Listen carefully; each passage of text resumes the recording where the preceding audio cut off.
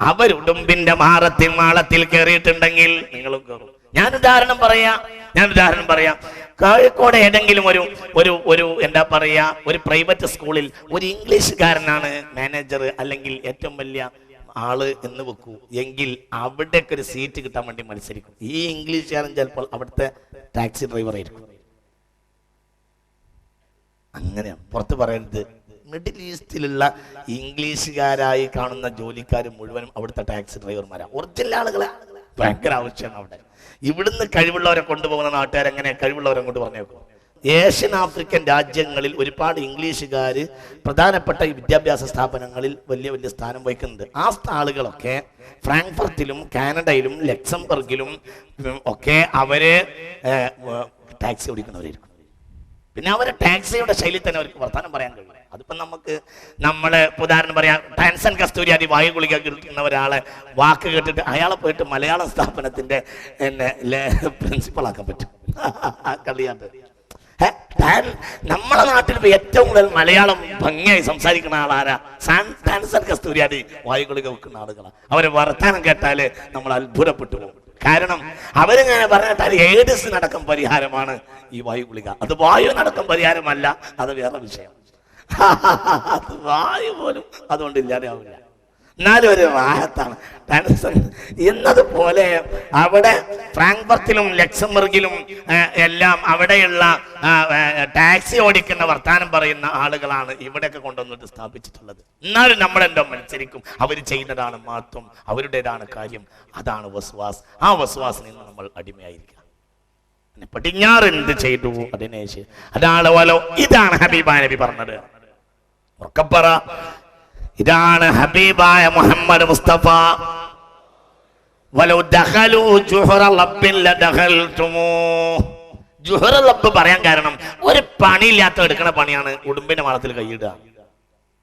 നിങ്ങളും കൈയിടും. അവര് ഉടുമ്പിന്റെ മാളത്തിൽ കൈയിട്ടാൽ നിങ്ങൾ കൊണ്ടുപോയി കണ്ടിടും. അത് ബഹുമാനപ്പെട്ട മാളമായിട്ട് നിങ്ങൾ മനസ്സിലാക്കും. കാരണം അത് ഇംഗ്ലീഷുകാരിട്ട കൈയാണ്, കൈയിട്ട മാളാണ്. ആരും പറയാണ് എന്നെ കണ്ണുരുത്തി പേടിപ്പിക്കണ്ട, അത് റസൂലുള്ള പറഞ്ഞതാണ് സല്ലല്ലാഹു അലൈഹി വസല്ലം.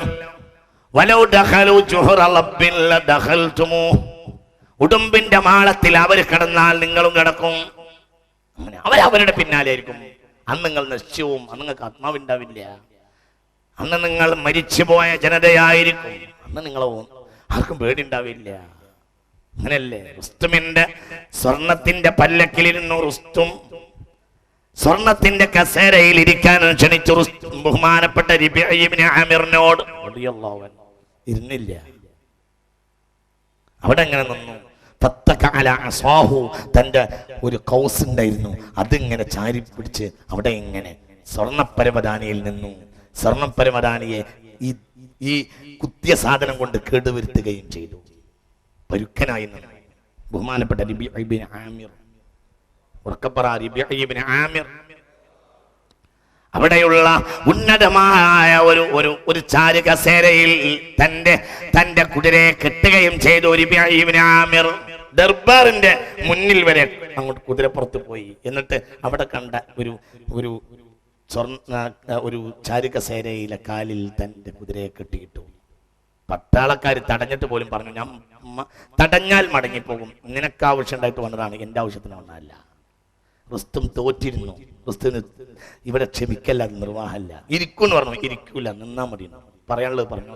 അപ്പോൾ പറഞ്ഞു, ഞങ്ങളുടെ രാജ്യത്തിന്റെ പകുതി തരാം, നിങ്ങൾ മദീനയിലേക്ക് മടങ്ങുമെന്ന് വെച്ചു. അപ്പോൾ പറഞ്ഞു, ഞങ്ങൾക്ക് തീരെ ആവശ്യമില്ലാത്ത സാധനമാണല്ലോ നിങ്ങൾ തരാമെന്ന് പറഞ്ഞത്, ഞങ്ങൾക്ക് തീരെ ആവശ്യമില്ല, പിന്നെ നിങ്ങൾ എന്തിനാ വന്നെന്ന് വെച്ചു. അപ്പോൾ പറഞ്ഞു,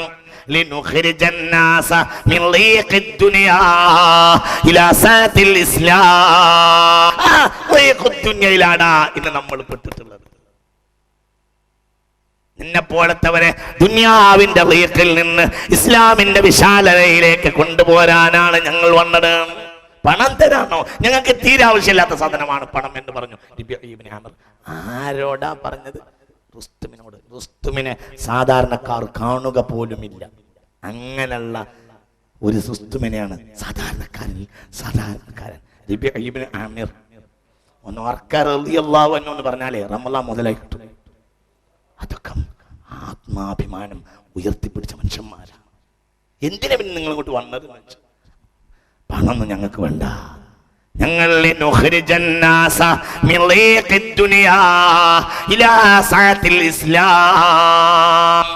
ദുനിയാവിന്റെ കുടിസിൽ നിന്ന് ഇസ്ലാമിന്റെ വിശാലതയിലേക്ക് ജനങ്ങൾക്ക് സ്വാതന്ത്ര്യം കൊടുക്കാനാണ് ഞങ്ങൾ വന്നത് എന്ന് പറഞ്ഞു ഇബ്നു ആമിർ റളിയല്ലാഹു അൻഹു. ഇന്ന് നമ്മളായി ആ ലീഖിന്റെ വലയിൽ അവർ നമ്മളെ പിടിച്ചിട്ടു. ആ ലീഖിന്റെ വലയിൽ നമ്മൾ അകപ്പെടുത്തുന്നതിൽ ഇംഗ്ലീഷുകാർ വിജയിച്ചു. നമ്മൾ അവരിലേക്ക് അടുക്കൂട്ടി.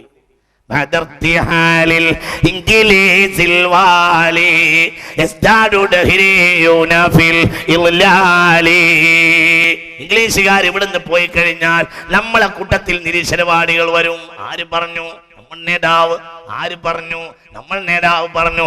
ആരാണ് നമ്മുടെ നേതാവ്? മമ്പറത്ത് കിടക്കുന്ന മഹാനായ സയ്യിദ് അലവി റഹ്മത്തുള്ളാഹി അലൈഹി. ഇംഗ്ലീഷുകാർ ഇവിടെ മണപ്പിച്ചു പോകും.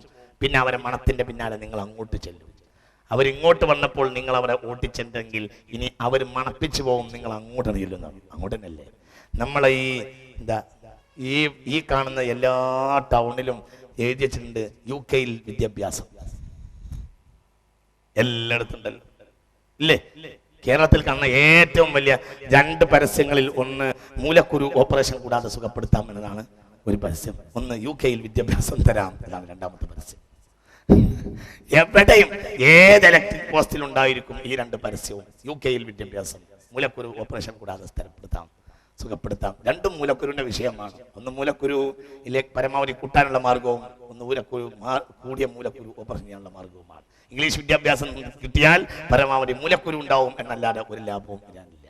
അതല്ല, പരമാവധി തീറ്റ കൂടുക. തീറ്റ കൂടുമ്പോഴാണ് മൂലക്കുരു ഉണ്ടാവുക. നിങ്ങൾ വിചാരിക്കരുത്. ഇംഗ്ലീഷ് വിദ്യാഭ്യാസത്തിന്റെ ലാഭം മൂലക്കുരു ഉണ്ടാക്കലാണ്, അല്ലാത്തൊരു ലാഭവും അതിനില്ല, ഒരു നേട്ടവും അതിനില്ല. വളരെ നമ്മൾ ചിന്തിക്കണം.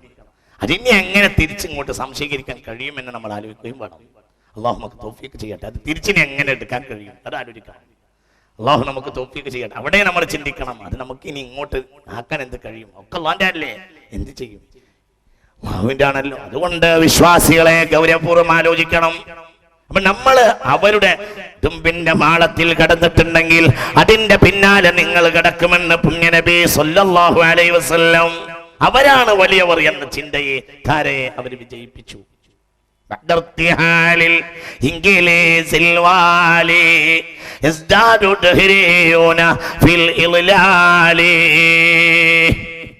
നിരീശ്വരവാദികൾ നമ്മുടെ നാട്ടിൽ അധികരിക്കും. ആര് പറഞ്ഞു? ബഹുമാനപ്പെട്ട ഖുതുബുസ്സമാൻ അസ്സയ്യിദ് അലവിൽ മംബറമി അല്ലാഹു തആല മഹാനവറുകളെയും നമ്മളെയും ഫിർദൗസിൽ ഒരുമിച്ച് കൂട്ടട്ടെ. ആ വലിയ മനുഷ്യരുടെയൊക്കെ ആ കശ്ഫസ്റാറിന്റെ വിജ്ഞാനങ്ങൾ ലോകത്ത് പ്രചരിപ്പിച്ചവർക്കുടെ ഉന്നതമായ പദവിയും മഹത്വവും കൂലിയും അള്ളാഹു നമുക്ക് നൽകുകയും ചെയ്യട്ടെ. അതിലേക്ക് കൊണ്ടുവന്നു ഇംഗ്ലീഷ് വിദ്യാഭ്യാസം ഇന്ത്യയിൽ ആദ്യമായി ഉദ്ഘാടനം ചെയ്ത മെക്കാള പ്രഭുവാവുന്നു. ഇന്ത്യയിലെ വിദ്യാഭ്യാസ രീതികൾ 2-3 എണ്ണമായിരുന്നു. ഒന്ന് മക്തബുകൾ. മക്തബ് എന്നാൽ കുത്താബ് എന്ന് പറയും, ഓത്തുപള്ളി. ഇന്ത്യയിലെ ഭാരതത്തിലെ വിദ്യാഭ്യാസ സമ്പ്രദായം 3 കാര്യത്തിലായിരുന്നു. ഒന്ന് ഓത്തുപള്ളി, 2 ഗുരുകുല വിദ്യാഭ്യാസങ്ങൾ. ഹിന്ദുക്കളാണെങ്കിൽ ഗുരുകുല വിദ്യാഭ്യാസം, നമുക്ക് ഓട്ടുപള്ളികൾ, പിന്നെ സെമിനാരികൾ. 3 കാര്യത്തിലാണ് ആയിരക്കണക്കായ കൊല്ലത്തിൽ ഭാരതത്തിൽ വിജ്ഞാനം നടന്നിട്ടുണ്ട്. ഈ വിജ്ഞാനത്തിന് വ്യത്യാസപ്പെടുത്തി സ്കൂൾ എന്ന സമ്പ്രദായം, ഭൗതിക വിദ്യാഭ്യാസത്തിന് സ്കൂൾ എന്ന സമ്പ്രദായം ഇന്ത്യയിൽ ആദ്യമായി കൽക്കത്തയിലാണ് ഉണ്ടാക്കിയത്. കൽക്കത്തയിൽ അത് കൊണ്ടുവന്നത് മെക്കാളോ പ്രഭുവാണ്, ബ്രിട്ടീഷ് ഭരണകാലത്ത് 19-ാം നൂറ്റാണ്ടിൽ. അതുകൊണ്ട് വന്നപ്പോൾ മെക്കാള പ്രഭുവിന്റെ ഉദ്ഘാടനത്തിൽ പറഞ്ഞു, ഇന്ത്യയിലെ ചരിത്രരേഖയാണത്. ഇന്ത്യയിലെ ഭൗതിക ലൗകിക വിദ്യാഭ്യാസത്തിന്റെ ബേസാണ് ഈ വാക്ക്. ഇന്ത്യൻ ശരീരവും ബ്രിട്ടീഷ് മനസ്സുമുള്ള ഒരു സമൂഹത്തിന്റെ സൃഷ്ടിപ്പിന് വേണ്ടി ഈ വിദ്യാഭ്യാസം ഇവിടെ സമർപ്പിക്കുന്നു എന്ന് പറഞ്ഞു. അതാണ് അതിന്റെ അടിത്തറ. ഇന്ത്യൻ ശരീരവും ബ്രിട്ടീഷ് മനസ്സുമുള്ള ഒരു സമൂഹത്തിന്റെ നിർമ്മാണത്തിന് വേണ്ടി. അതാണ് ലൗകിക വിദ്യാഭ്യാസത്തിന്റെ ബേസാണ്. മെക്കാളോ പ്രഭു ഉദ്ഘാടനം ചെയ്ത് പ്രസംഗിച്ചു കൽക്കത്തയിൽ 19-ാം നൂറ്റാണ്ടിൽ. അതാണ്. അതുവരെ ഇന്ത്യയിലെ വിദ്യാഭ്യാസം 3 കാര്യത്തിൽ അധിഷ്ഠിതമായിരുന്നു. ഒന്ന് ഓത്തുപള്ളികൾ, ഓട്ടുപള്ളിയിലുള്ള വിജ്ഞാനം. രണ്ട് ഗുരുകുല വിദ്യാഭ്യാസങ്ങൾ, ഹിന്ദുക്കൾ ഗുരുകുല വിദ്യാഭ്യാസങ്ങൾ നടത്തും. 3 സെമിനാരികൾ പള്ളിയുടെ സെമിനാരിയോടനുബന്ധിച്ച് ക്രിസ്ത്യാനികൾ പഠിപ്പിക്കും. ഇത്രയുണ്ടായിരുന്നു. സ്കൂൾ എന്ന ഒരു ആശയം കൊണ്ടുവന്നത് മെക്കാളോ പ്രഭുവാണ്. അതിന്റെ ഉദ്ഘാടനത്തിന് മെക്കാളോ പ്രഭു പറഞ്ഞത്, ഇംഗ്ലീഷ് മനസ്സും ഇന്ത്യൻ ശരീരവുമുള്ള ഒരു നവസമൂഹത്തിന്റെ സൃഷ്ടിപ്പിന് വേണ്ടി ഈ വിദ്യാഭ്യാസം ഇവിടെ സമർപ്പിക്കുന്നു എന്നാ പറഞ്ഞത്. എന്താണ് ഇതിന്റെ ലാഭം? ചിന്താപരവും സാംസ്കാരികപരവുമായ അടിമത്തം കൊണ്ടുവരും. അതുതന്നെ മനുഷ്യനെ സ്കോപ്പിന് വേണ്ടി പഠിപ്പിക്കുക. വിജ്ഞാനത്തിന്റെ അടിത്തറ എന്താ? വിജ്ഞാനത്തിന്റെ അടിത്തറ മനുഷ്യന്റെ നന്മയാവുന്നു. മനുഷ്യന്റെ ഉദാത്തമായ ചിന്തയാണ്. മനുഷ്യന്റെ ഉദാത്തമായ വികാസവും വളർച്ചയുമാണ്. മനുഷ്യനാവുക. ഒരു ആലിമും ഒരു പിതനാഠ്യം നോക്കിയാൽ പ്രധാനി ആലിമാണല്ലോ. മെറ്റീരിയൽ ആലിം ധനാഢ്യനായ ജാഹിലിന്റെ കയ്യിലല്ലേ ഉള്ളത്. എന്നിട്ടും ആലിമിനാ വില. എന്തുകൊണ്ട്? അയാൾ ആത്മീയ വളർച്ച സമൂഹത്തിൽ നൽകുന്നു. അയാൾ ആത്മീയ വളർച്ച ഉള്ള ആളുമാണ്.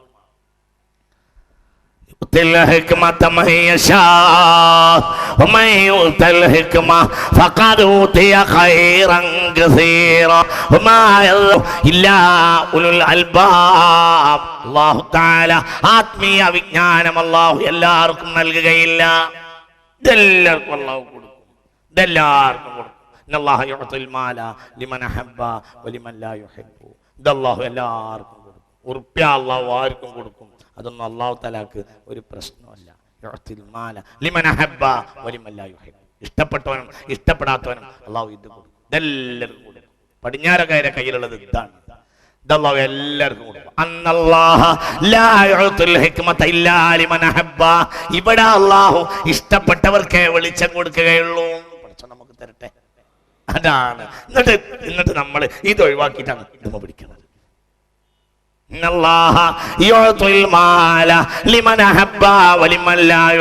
എല്ലാവർക്കും കൊടുക്കും.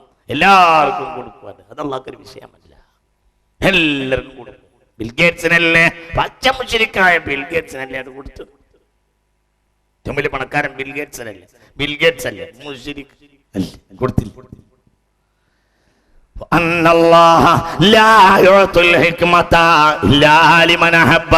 ആത്മീയ ഔന്നത്യമുള്ള കാര്യം ഇഷ്ടപ്പെട്ടവർക്കല്ലാതെ കൊടുക്കുകയില്ല. അള്ളാഹു ആ കൂട്ടത്തിൽ നമ്മെ പെടുത്തട്ടെ. അതുകൊണ്ട് എന്ത് ചെയ്തു? ഈ മെറ്റീരിയൽ ബേസ്ഡ് എഡ്യൂക്കേഷനിലേക്ക് നമ്മൾ മാറി. ഇംഗ്ലീഷുകാർ പടിഞ്ഞാറുകാർ കൊണ്ടുവന്ന വിശ്വാസമാണത്. നമ്മൾ വഴിപ്പെട്ടു. ഇത് ലോകത്ത് വരാനുള്ള അടിസ്ഥാന കാരണം. ഇംഗ്ലീഷ് വിദ്യാഭ്യാസം ലോകത്ത് വരാനുള്ള അടിസ്ഥാന കാരണം ആത്മീയ വിദ്യാഭ്യാസം പുറകോട്ട് പോയതാണ്. എന്നിട്ട് ആത്മീയവാദികൾ അതിൽ കൂടി കൊടുത്തു. പുണ്യനബി സല്ലല്ലാഹു അലൈഹി വസല്ലം കേട്ടോളൂ. ഇത് ഗൗരവമായി ചിന്തിക്കേണ്ട ഒരു ഹദീസാണ്. തുർമദി രേഖപ്പെടുത്തിയിട്ടുണ്ട്. മിൻ ഇഖ്തിറാബിസ ഹലാകുൽ അറബി ഖാല റസൂലുള്ളാഹി. അന്ത്യനാളിന്റെ ഏറ്റവും വലിയ അടയാളം അറബികളുടെ നാശമാവുന്നു. പുണ്യനബി പുണ്യനബി അറബികളുടെ അധപതനത്തിൽ നിന്നാണ് സത്യത്തിൽ ഇംഗ്ലീഷ് വിദ്യാഭ്യാസം ഉയർക്കൊണ്ടത്. അറബികൾ എന്ത് ചെയ്തു? പൂമ്പാറ്റകൾ പോലെ ലോകത്തിന്റെ നാനാഭാഗത്ത് ഓടി നടന്നു. متبعوا شريعة في خطاها فألقوا ما يليق به رهيبا ومدوا لله شرقا وغربا وخالوا البحر واعتنقوا اللهيبا. തിരമാലകൾ നീന്തിക്കടന്നല്ലോ. എന്തിനു വേണ്ടി? ഒരു ലാഭവും അവർക്ക് ഉദ്ദേശമുണ്ടായിരുന്നില്ല. ഈ ആത്മീയമായ വെളിച്ചത്തിന്റെ പ്രസരണം മാത്രമേ ഉദ്ദേശം ഉണ്ടായിരുന്നു. ഇംഗ്ലീഷുകാരും ഡച്ചുകാരും ഫ്രഞ്ചുകാരും വന്നല്ലോ. ഇവിടെയുണ്ടല്ലോ ഒരു സ്തൂപം. ഈ കാപ്പാട്ട് ഗ്ലാസ്കോഡ് ഗാമ കപ്പലിറങ്ങിയെടുത്തൊരു സ്തൂപം ഉണ്ടാക്കിയിട്ടുണ്ട്. അതെന്തിൻ്റെതാണ്? മനുഷ്യൻ ലാഭത്തിന് വേണ്ടി യാത്ര ചെയ്യുന്നതിന്റെ പ്രതീകമാണ്. ആ പ്രതീകം ലാഭത്തിന് വേണ്ടി വന്നതാണ്. എന്നാൽ മൊറോക്കോവിലേക്ക് കൈതപ്പുറത്ത് പോയി, പിന്നെ തൊഞ്ചയിലേക്ക് പോയി, പിന്നെ തൊഞ്ചേന്ന് ജിബ്രാൾട്ടറിലേക്ക് പോയി. മെഡിറ്ററേനിയൻ സമുദ്രത്തിന്റെയും അറ്റ്ലാന്റിക്കിന്റെയും ഇടയിലുള്ള കടലെടുക്കാണ്. അത് നീന്തി കടന്നു അസ്ഹാബ് മുഹമ്മദ്.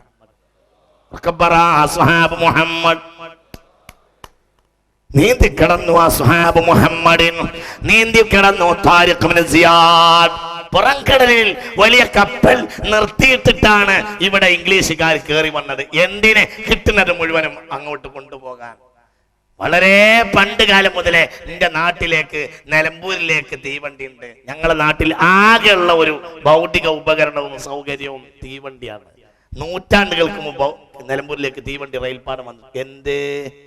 ലോകത്തെ മേത്തരം തേക്ക് നിലമ്പൂരിനാണ്. അത് കട്ടുകൊണ്ടുപോകാൻ വേണ്ടിയാണ്, കക്കാൻ വേണ്ടിയാണ് വന്നത്. അവരുടെ ലക്ഷ്യം കൊള്ളയാണ്. നിലമ്പൂർ ദുനിയാവിലെ ഒരു ബൈപ്പാസ് ഇല്ലാത്ത ടൗണാണ്. ദുനിയാവിൽ ഏത് കൊണ്ടോട്ടിക്കും ബൈപ്പാസ് ഉണ്ട്. ബൈപ്പാസ് പോലും ഇല്ലാത്ത ഒരു ദുനിയാവിലെ ഏറ്റവും കൺജസ്റ്റഡ് ആയ ഒരു ഏരിയ ആണ് നിലമ്പൂർ. ഒന്നുമില്ല, ഒരു വികാസം ഉണ്ടായിട്ടില്ല നിലമ്പൂർ, ഒന്നുമില്ല നിലമ്പൂർ. ഒരു ബൈപ്പാസ് പോലും ഇല്ല. നിങ്ങൾ നിലമ്പൂർ നിങ്ങൾ ട്രാഫിക് ജാമിൽ പെട്ടുപോയാൽ ഉറപ്പിച്ചോളൂ, നിങ്ങൾ ഇന്നത്തെ ദിവസം പോയി എന്നാണ് എൻ്റെ വായന. ഒന്നും അനങ്ങാൻ കഴിയില്ല, ഒന്നുമില്ല, അനങ്ങാൻ കഴിയില്ല. അതാ നിലമ്പൂർ. ഒരു ബൈപ്പാസ് പോലും ഇല്ലാത്ത നിലമ്പൂരിൽ നൂറ്റാണ്ടുകൾക്ക് മുമ്പ് തീവണ്ടി. എന്തേ? ആരുണ്ടാക്കി? ബ്രിട്ടീഷുകാർ. പുറംകടലിൽ കപ്പൽ നിർത്തിയിട്ടിട്ടാണ് അവരിവിടെ വന്നത് കട്ടുകൊണ്ടുപോവാൻ. താരിഖ് ഇബ്നു സിയാദ് കപ്പലിൽ, അനുയായികൾ കപ്പലിൽ പോയിട്ട് ജിബ്രാൾട്ടറിൽ എത്തിയപ്പോൾ നേതാവ് അനുയായികളോട് പറഞ്ഞു, കപ്പലുകൾ കത്തിച്ച് കളഞ്ഞേക്കൂ, ഇനി നമുക്ക് കപ്പൽ വേണ്ട. ഇതാണ് മദീനയിലെ വിദ്യാഭ്യാസവും ഇംഗ്ലീഷ് വിദ്യാഭ്യാസവും തമ്മിലുള്ള വ്യത്യാസം. ഇനി നമുക്ക് കപ്പൽ വേണ്ട, കപ്പൽ കത്തിച്ച് കളഞ്ഞേക്കും. അപ്പോൾ അനുയായികൾ ചോദിച്ചു,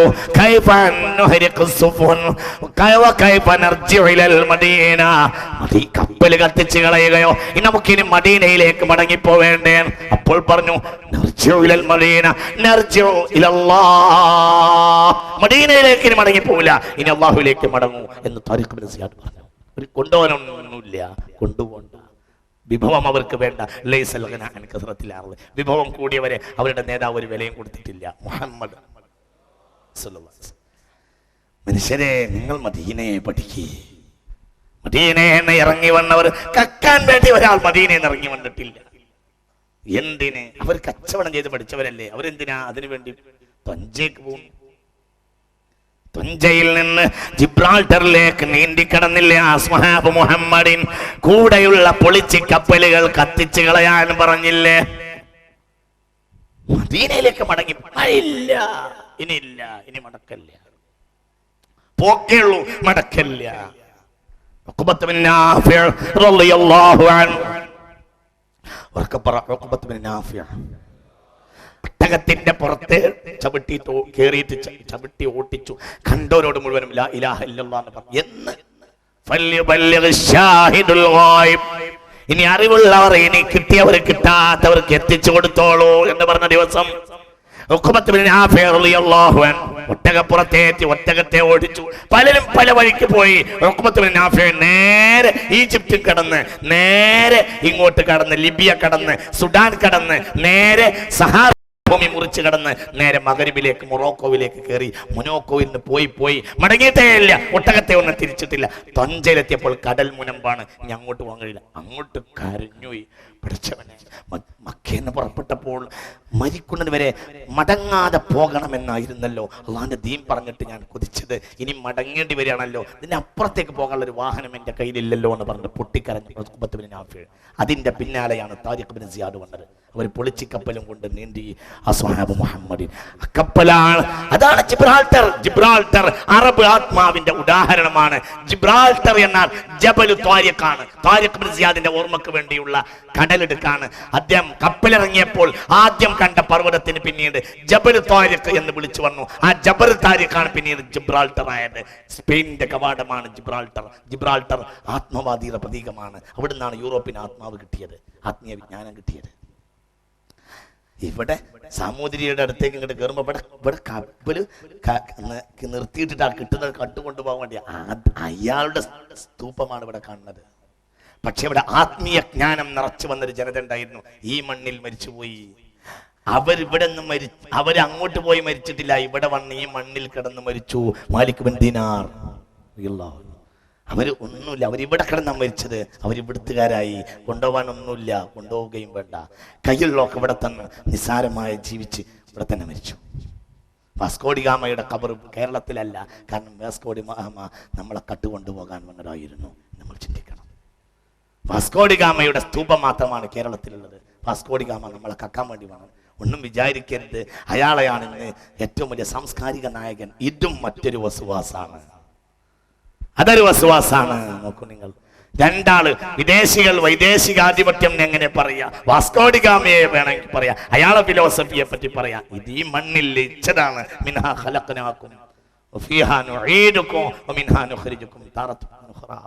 മലിക്കും ദിനാർ, ഹബീബിൻ ദിനാർ ഇവിടുന്ന് ഇങ്ങോട്ട് ഇറങ്ങി വന്നാൽ അതിഞ്ഞാലുണ്ട് ഉമർ സമർഖന്ദി എന്നൊരു മനുഷ്യൻ. ഞാൻ ആ വഴിക്കൊക്കെ വരുമ്പോ അങ്ങനെ അത്ഭുതപ്പെടാറുണ്ട്. എവിടുന്നാണ് ഈ സമർഖന്ത് എന്നൊരു മനുഷ്യൻ വരിക? അങ്ങനെയാ.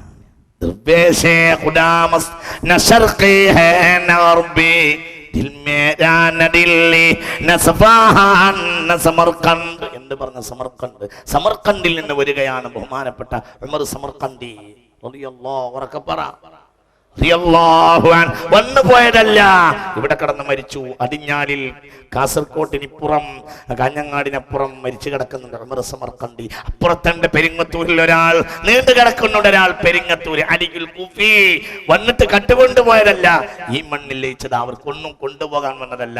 ഹൃത്തടത്തിൽ നിറച്ച് ഇവിടെ വിതരണം ചെയ്യാൻ വന്നവരായിരുന്നു അവർ. അസ്ഹാബ് മുഹമ്മദ്,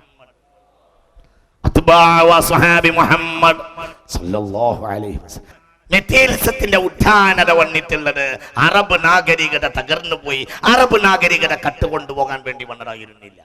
ഒന്നും അവർക്ക് ലക്ഷ്യമില്ല. അറബ് നാഗരികത ലോകത്ത് വന്നത് വിജ്ഞാനത്തിന്റെ വെളിച്ചം ലോകത്തെത്തിക്കാൻ വേണ്ടി. ഒന്നും കട്ടുകൊണ്ടിട്ടില്ല, ഒന്നുമില്ല. എല്ലാരും താരിഖ് അവിടെ കടന്ന് മരിച്ചു. അബൂ അയ്യൂബ് അൻസാരി തുർക്കിയിൽ കടന്ന് മരിച്ചു. സഅദ് ഇബ്നു അബീ വഖാസ് റളിയല്ലാഹു അൻഹു ചൈനയിൽ കടന്ന് മരിച്ചു റളിയല്ലാഹു ഉറക്കെ പറ. തമീമുൽ അൻസാരി ഇന്ത്യയിൽ കടന്ന് മരിച്ചു. ഒക്കെ ആ മണ്ണ് കടന്ന് മരിച്ചവരാ, കൊണ്ടിട്ടില്ല. ഇംഗ്ലീഷുകാര് അഥവാ മൂക്ക് മുറിഞ്ഞ് വീണ് പോയപ്പോ ഉണ്ട്. എന്റെ നിലമ്പൂര് ഒരു സാഹിബിന്റെ ഖബറുണ്ട്. അതിന് കാരണം അയാളാണ് പിന്നെ ഈ മണ്ണിന്റെ പൊലിമ മനസ്സിലാക്കിയിട്ട് പുതിയ തേക്ക് പ്ലാന്റേഷൻ നടത്തിയ ആള് ഈ സായിപ്പാണ്. ഈ സായിപ്പ് കരുളായിക്കപ്പുറം നെടുങ്കയം ഫോറസ്റ്റില് പിന്നെ അയാൾ വലിയ നീന്തലുകാരനായിരുന്നു. നീന്തുന്നതിനിടയിൽ പെട്ടെന്ന് മരിച്ചുപോയി. അതുകൊണ്ട് സായിപ്പിന്റെ ഖബർ അവിടെ കിട്ടിയിട്ടുണ്ട്, മാതാമന്റെ ഖബറില്ല. മാതാമ ശേഷം പോയി. അങ്ങനെയാണ് അവര്. മാതാമോ അങ്ങനെ ആയി പോയിരുന്നു. അതവരെ രീതിയാണ്. അവരങ്ങനെയാണ്. അവരിവിടെ നിന്നവരല്ല. അങ്ങനെ ആ സായിപ്പ് നിലമ്പൂർ പുതിയ തേക്ക് പ്ലാന്റേഷൻ ചെയ്ത ആ സായിപ്പ് നീന്തുന്നതിനിടയിൽ നെടുങ്കയം കൊളക്കടവിൽ വെച്ച് മരിച്ചത് കൊണ്ട് ഞങ്ങൾക്ക് നിലമ്പൂർക്കാർക്ക് ഒരു തൗഫീക്ക് കിട്ടിയിട്ടുണ്ട്. അയാളെ ഖബർ ഇടക്കിടക്ക് കാണാനുള്ള തൗഫീക്ക് ഉണ്ട് ഞങ്ങൾക്ക്. മറ്റേ ഏത് സായിപ്പിന്റെ അത്രയൊക്കെ സായിപ്പന്മാരുണ്ടായിട്ട് ഒരു സായിപ്പിന്റെ ഖബറുടെ പറഞ്ഞാൽ നിങ്ങൾ പറയേ നേരെ മറിച്ചോ കുറഞ്ഞ 10-12 ആളോ അവരെ തുടർന്ന് വന്ന 8-10-15 ആളോ ഇവിടെ വന്നിട്ടുള്ളൂ. അവരുടെ ഒക്കെ ഖബർ കേരളത്തിലുണ്ട്. കാരണം അവർ കക്കമണ്ണവരായിരുന്നില്ല എന്നതാണ് കാരണം.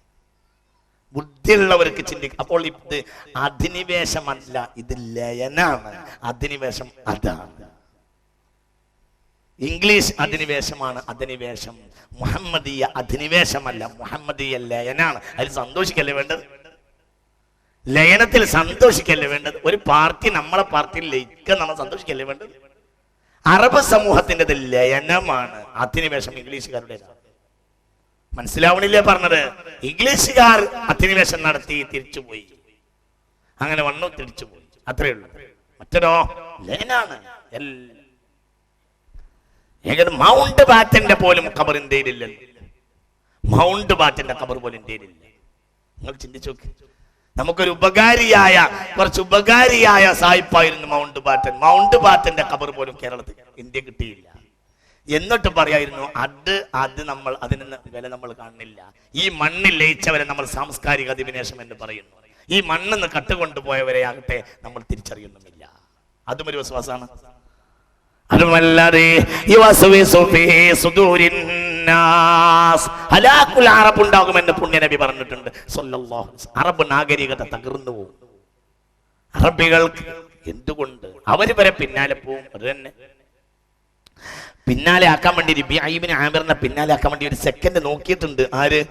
റുസ്തും. പക്ഷെ അവിടെ വീണില്ല. പക്ഷെ പിന്നീട് പലരും നൂറ്റാണ്ടുകൾ കഴിഞ്ഞപ്പോൾ വീണുപോയി. അതാണ് പ്രശ്നം. പണത്തിന്റെ പിന്നാലെ വീണുപോയി. പണം അവർക്ക് ലക്ഷ്യമായിരുന്നില്ല ആദ്യകാലത്ത്. റുസ്തും വീഴ്ത്താൻ നോക്കിയിട്ടുണ്ട് ഇബ്നു ആമിറിനെ റളിയല്ലാഹു അൻഹു. പക്ഷെ വീണില്ല. ലക്ഷ്യമടല്ല. നോക്കൂ നിങ്ങൾ, മധ്യ കേരളത്തിലുള്ള ഒരു നായർ, ഒരു ഹൈന്ദവത്ത സമുന്നത തറവാട്ടിലെ പെൺകുട്ടിക്ക് അനവധി കാലങ്ങളായി ഉണ്ടായിരുന്ന രോഗം മാറ്റി മഅ്ബറുൽ കബീർ റളിയല്ലാഹു മഖ്ദൂമുൽ കബീർ റളിയല്ലാഹു അൻഹു പൊന്നാനിയിൽ വന്നപ്പോൾ, പൊന്നാനിയിൽ വന്നു, മഅ്ബറിൽ നിന്ന് വഴി പൊന്നാനിയിൽ വന്നു ബഹുമാനപ്പെട്ട മഖ്ദൂമുൽ കബീർ റളിയല്ലാഹു അൻഹു. അതിന് വേണ്ടതൊക്കെ കൊടുക്കാമെന്ന് പറഞ്ഞു, എന്തും കൊടുക്കാമെന്ന് പറഞ്ഞു. രോഗം മാറ്റി, നിസ്സാരമായി രോഗം മാറ്റി ബഹുമാനപ്പെട്ട മഖ്ദൂമുൽ കബീർ. വേണ്ട, ഒന്നും വേണ്ട, ഒന്നും സ്വീകരിച്ചില്ല. നിർബന്ധിച്ചു. ഒന്നുമില്ല, ഞങ്ങളെ മര്യാദക്കെതിരാണ്, ഒന്നും തരാതിരിക്കാൻ പറ്റില്ല. അപ്പോൾ പറഞ്ഞു, എനിക്ക് പൊന്നാനി കടൽ തീരത്തൊരു പള്ളി ഉണ്ടാക്കണം, ആ പള്ളിക്കുള്ള മരം തന്നോളൂ. ആ കണ്ണ തേക്ക് പള്ളിക്ക് കൊടുത്താൽ മതി, ഒന്നും വേണ്ട, അതുകൊണ്ടാവും പറഞ്ഞു. പക്ഷെ അപ്പൊ നമ്പൂരി ഒന്ന്, നായരൊന്ന് പരീക്ഷിച്ചു. തേക്ക് കൊണ്ടുപോയിക്കൊള്ളൂ, പക്ഷെ ഒരു രാത്രി കൊണ്ടുപോകണം. നേരം വെളുക്കുന്നതിന് മുമ്പ് അവസാനത്തെ പീസും തീർന്നിരിക്കണം. തേക്ക് കൊണ്ടുപോയതിനു ശേഷം തേക്കിന്റെ ഒരടയാളം പോലും എൻ്റെ മുറ്റത്ത് ശേഷിക്കാൻ പാടില്ല എന്ന് പറഞ്ഞു. കഴിവൊന്നും കൂടി പരീക്ഷിക്കാൻ. അപ്പോൾ പറഞ്ഞു, തേക്ക് കൊണ്ടുപോവാം, ഒരു രാത്രി കൊണ്ടും കൊണ്ടുപോകാം, പക്ഷെ ഒരു കണ്ടീഷൻ ഉണ്ട്. അടയാളം രാവിലെ ശേഷിക്കുകയുമില്ല, പക്ഷെ ഒരു കണ്ടീഷൻ ഉണ്ട്, രാത്രി വാതിൽ തുറക്കരുത് എന്ന് പറഞ്ഞു. ആ രാത്രി കൊണ്ടുപോയി മഖ്ദൂമുൽ കബീർ. ഒറ്റ രാത്രി മഖ്ദൂമുൽ കബീർ റളിയല്ലാഹു അൻഹു കൊണ്ടുപോയി. പിറ്റേന്ന് മുറ്റത്ത് നായർ കുടുംബം ഇറങ്ങി നോക്കുമ്പോൾ അവിടെ അങ്ങനെ തേക്കുള്ളത് പോലെ അടയാളം പോലും ഉണ്ടായിരുന്നില്ല. അതാണ് പൊന്നാനി വലിയ ജുമാഅത്തുൽ തേക്ക്. ഒറ്റ തേക്കൊണ്ടാണ് പള്ളി ഉണ്ടാക്കിയത്. അതൊക്കെ മനുഷ്യന്മാരാ. അതുകൊണ്ട് കേരളത്തിലെ ഏറ്റവും വലിയ കലാശില്പമായ, കലാചാതുര്യമുള്ള ഏറ്റവും മനോഹരമായ പള്ളി കേരളീയർക്ക് ഉണ്ടാക്കി കൊടുത്തു. കട്ടുണ്ടായതല്ല. എന്നിട്ട് ഈ മണ്ണ് കടന്ന് മരിച്ചു മഖ്ദൂമുൽ കബീർ. മഖ്ദൂമിന്റെ മകൻ ഇവിടെ നിന്ന് വീണ്ടും സഞ്ചി നിറക്കാൻ വേണ്ടി പോയി. അവിടെ പോയി പഠിച്ചിട്ട് ഇവിടെ കൊണ്ടുവന്ന് വിതരണം ചെയ്തു. ഇവിടെ മരിച്ചു കിടക്കുന്നത് ഈ കോഴിക്കോട് ജില്ലയിൽ മഖ്ദൂമുൽ സാനി റളിയല്ലാഹു അൻഹു. ആ മനുഷ്യൻ മലയാളത്തിന്റെ മഹത്വം വാനോളം ഉയർത്തി. മഖ്ദൂമുൽ സാനി എല്ലാവരും കട്ടുകൊണ്ടുപോയ ഒരാളും ആ കൂട്ടത്തിലില്ല. അറബ് നാട്ടിൽ പോയി കേരളത്തിന്റെ അഭിമാനം ഉയർത്തിയില്ലേ ഒരു മനുഷ്യൻ. അതിന്റെ അപ്പുറത്തുള്ള ഉമറുൽ ഖാലിൽ വിളങ്കൂട്ടി പൊലിമ പറഞ്ഞു പോയി. അവിടെ പോയി റൗള ഷരീഫിൽ മലയാളിയുടെ നാമവും എഴുതിച്ചിട്ട് മടങ്ങി വന്ന് ഇവിടെ കിടന്ന് മരിച്ചു ബഹുമാനപ്പെട്ട ഉമറുൽ ഖാലിൽ വിളങ്കൂട്ടി. എല്ലാവരും അങ്ങനെയാണ്. ഇവിടെ അധിനിവേശം എന്ന ഒരു കാര്യം ഉണ്ടായി തന്നെയില്ല. ഇവിടെ ലയനാണ് ഉണ്ടായത്. ഇവിടെ ഇസ്ലാമിക അധിനിവേശം എന്നത് ആനന്ദിന് സംഭവിച്ചു പോയ അബദ്ധമാണ്. ആനന്ദ് അങ്ങനെ ഒരു വാക്ക് പറഞ്ഞിട്ടുണ്ട്. വിരുന്നുകാരൻ ഇവിടെ പറയാൻ പാടില്ല. ഇവിടെ ലയനാണ് ഉണ്ടായിട്ടുള്ളത്. വേട്ടക്കാരനും വിരുന്നുകാരനും എന്ന പുസ്തകത്തിൽ ആനന്ദ് സൂചിപ്പിക്കുന്ന ചില അയാഥാർത്ഥ്യങ്ങളുണ്ട്. ആനന്ദ് ജിയോട് എൻ്റെ എല്ലാവിധ സ്നേഹാശിസ്സുകളും അറിയിച്ചുകൊണ്ട് തന്നെ ഞാനിവിടെ എതിർക്കുകയാണ്, വിയോജിക്കുകയാണ്. സത്യത്തിൽ ആനന്ദിനെ പോലെ ഒരാൾ അങ്ങനെ കാണാൻ പാടില്ലായിരുന്നു. വലിയ മനുഷ്യർ ചെറുതായി പോകാൻ പാടില്ലാത്തതായിരുന്നു. അത് കുടിലമായ വളരെ ചെറുതായി പോയ മനസ്സിന്റെ ഉൽപ്പന്നമായി പോയി. ആനന്ദിന്റെ ആൾക്കൂട്ടമൊക്കെ എഴുതിയപ്പോൾ മരുഭൂമികൾ ഉണ്ടാകുന്നത് ആൾക്കൂട്ടം പോലെയുള്ള കേരളം കണ്ട അതിമനോഹരമായ നോവലുകളും പുസ്തകങ്ങളും എഴുതിയപ്പോൾ ഞങ്ങളെപ്പോലത്തവർക്കൊക്കെ വലിയൊരു അഭിമാനം ഉണ്ടായിരുന്നു ആനന്ദിന്റെ കാര്യത്തിൽ. പക്ഷെ ആനന്ദ് വേട്ടക്കാരനും വിരുന്നുകാരനും എന്ന പുസ്തകം എഴുതി ചെറുതായി പോയി എന്നും സാന്ദർഭികമായി ഞാനിവിടെ സൂചിപ്പിക്കുകയാണ്. അത് പാടില്ലായിരുന്നു. ആനന്ദിനെ പോലത്തെ ഒരാളിൽ നിന്ന് ഞങ്ങൾ ഒരിക്കലും അത് പ്രതീക്ഷിക്കുന്നില്ല. അദ്ദേഹം ഒരു സയന്റിസ്റ്റ് ആണ്, അദ്ദേഹം ഒരു ചിന്തകനാണ്. ഇന്ത്യ കണ്ട പ്രധാനപ്പെട്ട ചിന്തകരിൽ ഒരാൾ. മലയാളത്തിലെ വിജയൻ കഴിഞ്ഞാൽ ഏറ്റവും ബൗദ്ധികനായ നോവലിസ്റ്റ് ആരാണ് എന്ന് എന്നോട് ചോദിച്ചാൽ പറയും അത് MT പോലുമല്ല. കോഴിക്കോട്ട് ഞാൻ ഏറ്റവും ബഹുമാനിക്കുന്ന എൻ്റെ MT പോലുമല്ല, അത് ആനന്ദാണെന്ന് അഭിമാനത്തോട് പറയാൻ എനിക്ക് കഴിയും. അങ്ങനത്തെ ആനന്ദ് ഒരിക്കലും വേട്ടക്കാരൻ വിരുന്നുകാരൻ എന്ന ആ പുസ്തകത്തിൽ കൊണ്ടുവന്ന ഒരു കുടിലമായ ആശയം ഒരിക്കലും അദ്ദേഹത്തിൽ നിന്ന് ഞങ്ങൾ പ്രതീക്ഷിച്ചുണ്ടായിരുന്നില്ല എന്നും സാന്ദർഭികമായി ഇവിടെ ഓർമ്മപ്പെടുത്തുക. ഇത് അധിനിവേശമല്ല, ഇത് ലയനമാണ് സംഭവിച്ചിട്ടുള്ളത്. ഹലാക്കുൽ അറബുണ്ടായി. അറബ് നാഗരികത തകർന്നപ്പോൾ അധിനിവേശക്കാർ ലോകത്തേക്ക് കയറി വന്നു, കട്ടുകൊണ്ടുപോയി. അതിന് മുമ്പ് എന്റെ ഉണ്ടായിരുന്നത് അധിനിവേശം ഉണ്ടായിരുന്നില്ല. ലോകത്തിന്റെ നാനാഭാഗത്തേക്കും അവർ വന്ന് അവരെന്ത് ചെയ്തു? അവർ ആ മണ്ണിൽ ലയിച്ച്, ആ മണ്ണ് സംശീകരിച്ച് ശുദ്ധീകരിച്ച് ആ മണ്ണിൽ തന്നെ ലയിച്ചു പോയി. അസ്ഹാബ് മുഹമ്മദി ചൈനയിൽ കിടന്ന് മരിക്കുക. ചൈനയിൽ യാത്ര പോകുന്ന പല ആളുകളുമുണ്ട്. ചൈനയിലുള്ള സ്വഹാബികളുടെ ഖബറൊക്കെ കണ്ടിട്ട് വേദനയോടെ വന്ന് പറയാറുണ്ട്, അസ്വഹാബ് മുഹമ്മദിൻ. അതിൻ്റെയൊക്കെ വേദന എത്രയായിരിക്കും, എത്ര ദൂരെയാണ്, എങ്ങനെയായിരിക്കും അവരൊക്കെ വന്നിട്ടുണ്ടാവും. എല്ലായിടത്തും ആ മണ്ണിന്ന് കെട്ടുകൊണ്ടവൻ ഒരാളും. എന്നാൽ സായിപ്പന്മാരെ ഖബർ ഒരിക്കലും ഇംഗ്ലീഷ് നാട്ടിലല്ലാതെ കാണാൻ. അബദ്ധത്തിൽ എവിടെയെങ്കിലും വല്ല സായിപ്പ് പോയിട്ടുണ്ടെങ്കിൽ പോയി, അത്രയേ ഉള്ളൂ, അങ്ങനെയുള്ളൂ. എന്തുകൊണ്ട്? പിന്നെ ഈ രീതിക്ക് ലോകത്ത് വ്യത്യാസമുണ്ട്. ഹലാക്കുൽ അറബാണ്. ഹലാക്കുൽ അറബി ഖാല റസൂലുള്ളാഹി. അറബ് ലോകത്തിന്റെ ബൗദ്ധിക നാഗരിക നേതൃത്വം തകർന്നുപോയി. അത് ലോകത്തെ അതാത് പ്രദേശങ്ങളെ അപ്ലിഫ്റ്റ് ചെയ്യാൻ വേണ്ടിയിട്ടാണ് ആ വിജ്ഞാനങ്ങൾ വന്നത്. അവർക്ക് ഇങ്ങനെ പഠിപ്പിച്ചു നല്ല സംസ്കാരങ്ങൾ. എന്നിട്ട് ഈ മണ്ണിന്റെ ഭാഗമായി ഇവിടുന്ന് കല്യാണം കഴിച്ചു, എന്നിട്ട് ഇവിടുത്തെ പുതിയാപ്പളമാരായി, ഇവിടെ തന്നെ നന്നാക്കി, ഇവിടെ തന്നെ നല്ലവരായി, എല്ലാ നന്മക്ക് വേണ്ടിയും സ്നേഹിച്ചും സഹകരിച്ചും ഒന്നും തന്നെയാണ്.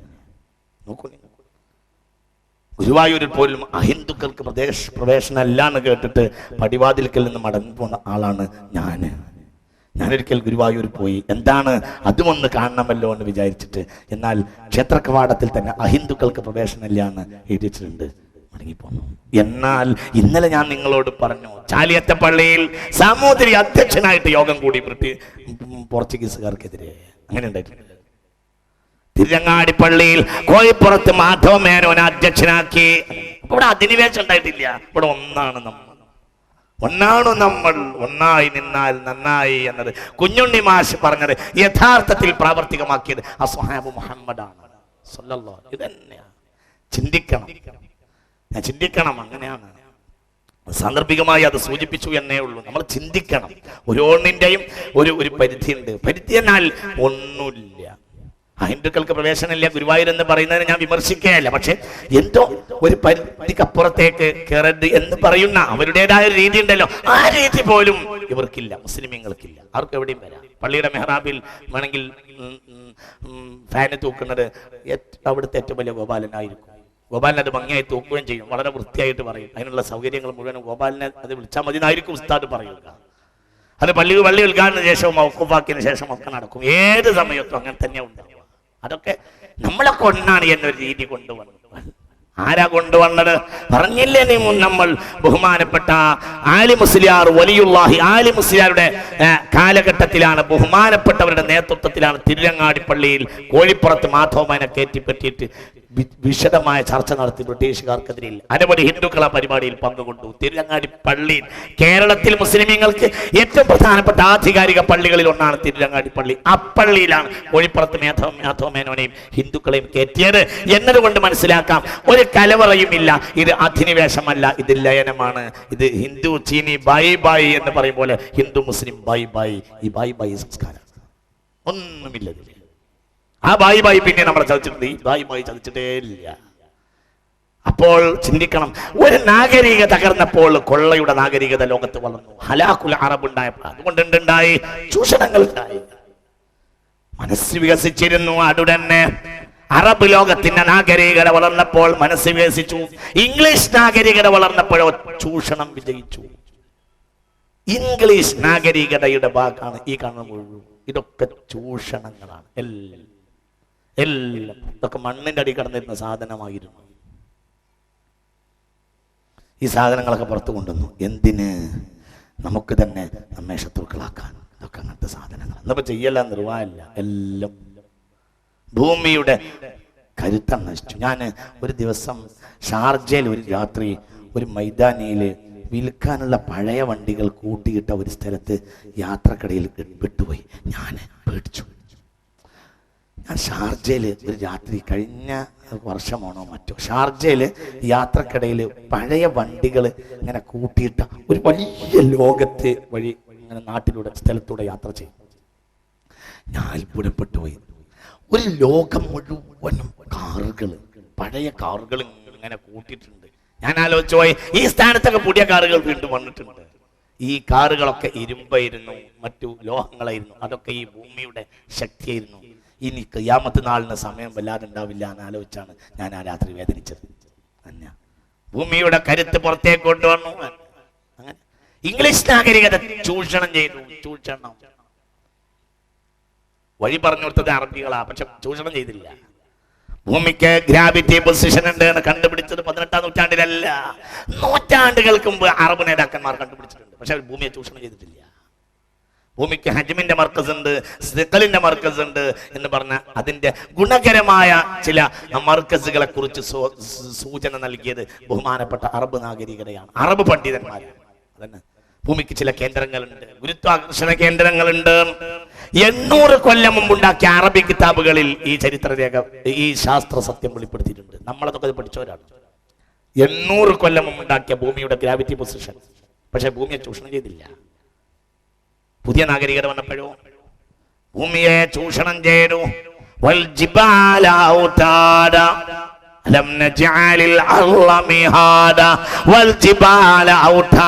വളരെ വേദനിക്കേണ്ട ഒരു കാര്യമാണ് ഞാൻ ഈ പറയുന്നത്. ഭൂമിയുടെ ഏറ്റവും വലിയ അലങ്കാരവും ശക്തിയുമാണ് പർവ്വതങ്ങൾ. ആ പർവ്വതങ്ങളെ പോലും ഇംഗ്ലീഷുകാർ ഇന്നില്ലാതെയാക്കി. ഇംഗ്ലീഷ് വിദ്യാഭ്യാസം വളർന്നതിന്റെ ഫലമാണ് JCB. ഭൂമിക്ക് കൊണ്ടുപോകാൻ കഴിയില്ല, ഒരിക്കലും കഴിയില്ല. കഴിയുക എന്ന പ്രശ്നമില്ല. എന്നെ ഏറ്റവും വേദനിപ്പിക്കുന്ന സംഭവം പാറ പൊട്ടിക്കുക എന്നുള്ളതാണ്. ഈ ദുനിയാവിലെ ഏറ്റവും വിഷമമുള്ള മോശപ്പെട്ട കാര്യം പാറ പൊട്ടിക്കലാണെന്നാണ് ഞാൻ മനസ്സിലാക്കുന്നത്. കാരണം നിങ്ങൾ മരം മുറിക്കലിന് സുഗതകുമാരി കരയും, അതിനടുത്ത മരം വെച്ചുപിടിച്ചാൽ മതി, വലിയ പ്രശ്നമൊന്നുമില്ല. പ്ലാന്റേഷൻ പുതിയത് കൊണ്ടുവന്നാൽ മതി, വലിയ വിഷയമൊന്നുമില്ല. നേരെ മറിച്ച് പരിഹാരമില്ലാത്തൊരൊറ്റ പ്രശ്നം പാറ പൊട്ടിക്കല. ഇനി എന്താ ചെയ്യാ? പകരം ഒരു പാറ ഉണ്ടാക്കാൻ കഴിയില്ല. കഴിയുകയില്ല. ഞാൻ വാളയാറിലൂടെ യാത്ര ചെയ്തപ്പോൾ എന്റെ മനസ്സ് വിങ്ങിപ്പൊട്ടി. എവിടെ നോക്കുമ്പോഴും സിമന്റ് ഫാക്ടറി. എവിടെയാ സിമന്റ് ഫാക്ടറി? പാറശേഖരങ്ങളിൽ. എവിടെ വലിയ പാറ ഉള്ളത്? കൊല്ലങ്ങൾ കൊണ്ട് പാറ തകർത്ത് പാറയില്ലാതെ. വളരെ ആരാ കൊണ്ടുവന്ന? ഇംഗ്ലീഷുകാർ. ചിന്തിക്കുക, പാറകൾ കൊണ്ട് പാറ പൊട്ടിക്കുക. ഏറ്റവും ഈ ശൈലി ഇംഗ്ലീഷ് വിദ്യാഭ്യാസത്തിന്റെ ലാഭമാണ്. എന്തുണ്ടായത്? ഭൂമി തകരും. അടുത്ത് സംശയം വേണ്ട. JCB വന്നതുകൊണ്ട് ഭൂമി തകരും, യാതൊരു സംശയവും വേണ്ട. ഭൂമിയെ തകർക്കാതിരിക്കാൻ കയ്യുപകരണങ്ങൾ കൊണ്ട് ഭൂമിയെ മാന്തിയ ജനതയെ അല്ലാഹു തആല തകർത്തില്ലേ? ഇത് പാടില്ല എന്ന് പറഞ്ഞിട്ട് ഇല്ലേ? എവിടെയും നിങ്ങൾ ചിന്തിക്കി, കുന്നും മലകളൊക്കെ ഉണ്ടായിരുന്നു, ഇല്ല, ഒക്കെ പോയി. മരം പോയൊരു പ്രശ്നമൊന്നുമല്ല, അടുത്ത മരം വെച്ചാൽ മതി. അത് പ്രശ്നമല്ല എന്ന് പറഞ്ഞാൽ വേണ്ട എന്നല്ല, മരം പോക്കണം എന്നല്ല. മരം എന്ന വിഷയമുള്ള കാര്യമല്ല. എന്ത്? ഒരു മരം പോയാൽ അടുത്ത മരം വെച്ചു, പുതിയ പ്ലാന്റേഷൻ, ഒരു പ്രശ്നമല്ല. ഒരു ഒരു ഒരു കൽക്കോറി, ഒരു കല്ലിന്റെ ഒരു പാറശേഖരം, ഒരു പാറ തകർന്നു പോയാലോ അടുത്തത് നമ്മൾ പാറയുടെ വിത്ത് കൊണ്ടുവന്നിട്ട് മുളപ്പിക്കാൻ പറ്റുമോ? ആരായിരുന്നു കൊണ്ടുവന്നത്? ചൂഷണം. കാലിന്റെ ചുവട്ടിൽ പോലും ചൂഷണം നടത്തി. സ്വന്തം കാലിന്റെ ചുവട്ടിൽ ചൂഷണം നടത്തില്ല.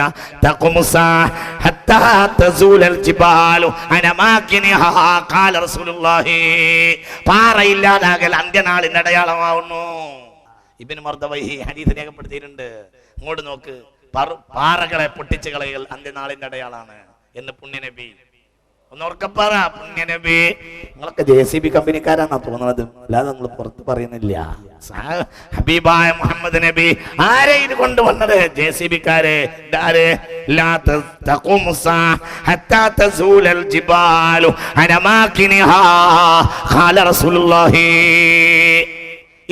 ഇത് അറബ് നാഗരികതയല്ല.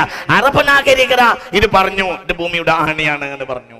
ശ്രദ്ധിക്കണേ, അറബ് നാഗരികത ഇത് ഭൂമിയുടെ ആണിയാണ് തകർക്കരുത് എന്ന് പറഞ്ഞു. ഇംഗ്ലീഷ് നാഗരികത ഇത് പഠിച്ചുണ്ടാക്കിയത് ആണിയെ ഊരി, ആണി ഊരി. ആര്? ഇംഗ്ലീഷ് നാഗരികത. ഇത് ഭൂമിയുടെ ആണിയാണ് പഠിപ്പിച്ചു. ആര്? തൊട്ടുപോകരുത്, ഭൂമിയുടെ ആണിയാണെന്ന് അറബ് നാഗരികത പഠിപ്പിച്ചു. ഇതന്നല്ലേ ഉണ്ടായത് എവിടെയും?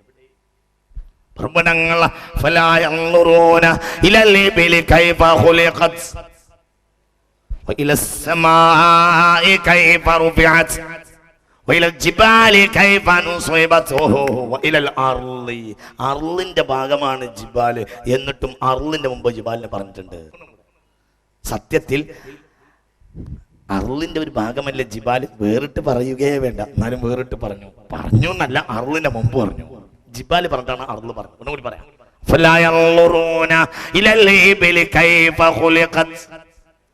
وإلى السماء كيف رفعت وإلى الجبال كيف نصبت وإلى الأرض كيف سطحت. ആദ്യം പർവ്വതത്തെ പറഞ്ഞിട്ടാണ് പിന്നെ മൊത്തം ഭൂമിയെ പറ്റി പറഞ്ഞത്. അപ്പൊ പർവ്വതയുടെ സ്ഥാനാണ്. പക്ഷെ തകർത്ത് കളഞ്ഞില്ലേ? ആരാ തകർത്തത്? ഇംഗ്ലീഷ് വിദ്യാഭ്യാസം. എന്തുകൊണ്ട്? ഇംഗ്ലീഷ് വിദ്യാഭ്യാസത്തിന് വേണ്ടത് പണങ്ങളും സുഖ സൗകര്യങ്ങളുമാകുന്നു. പണത്തിന്റെയും സുഖ സൗകര്യങ്ങളുടെയും അതിന്റെ ആളുകളാവും. അതിന്റെ ഒരു സുഖങ്ങളുടെയും സൗകര്യങ്ങളുടെയും ആളുകളാവും. അവരുടെ ഭക്ഷണ രീതി, അവരുടെ പണം, അവരുടെ സൗകര്യം ലോകത്തിലേക്ക് അവർ വിതരണം ചെയ്തു. അവരുടെ ഭക്ഷണ രീതി അവർ അങ്ങനെ തന്നെയാ ചെയ്തത്. എവിടെയും ലോകത്തിന്റെ നാനാഭാഗത്തും അവരുടെ ഭക്ഷണ രീതി വിതരണം ചെയ്തിരിക്കുന്നു.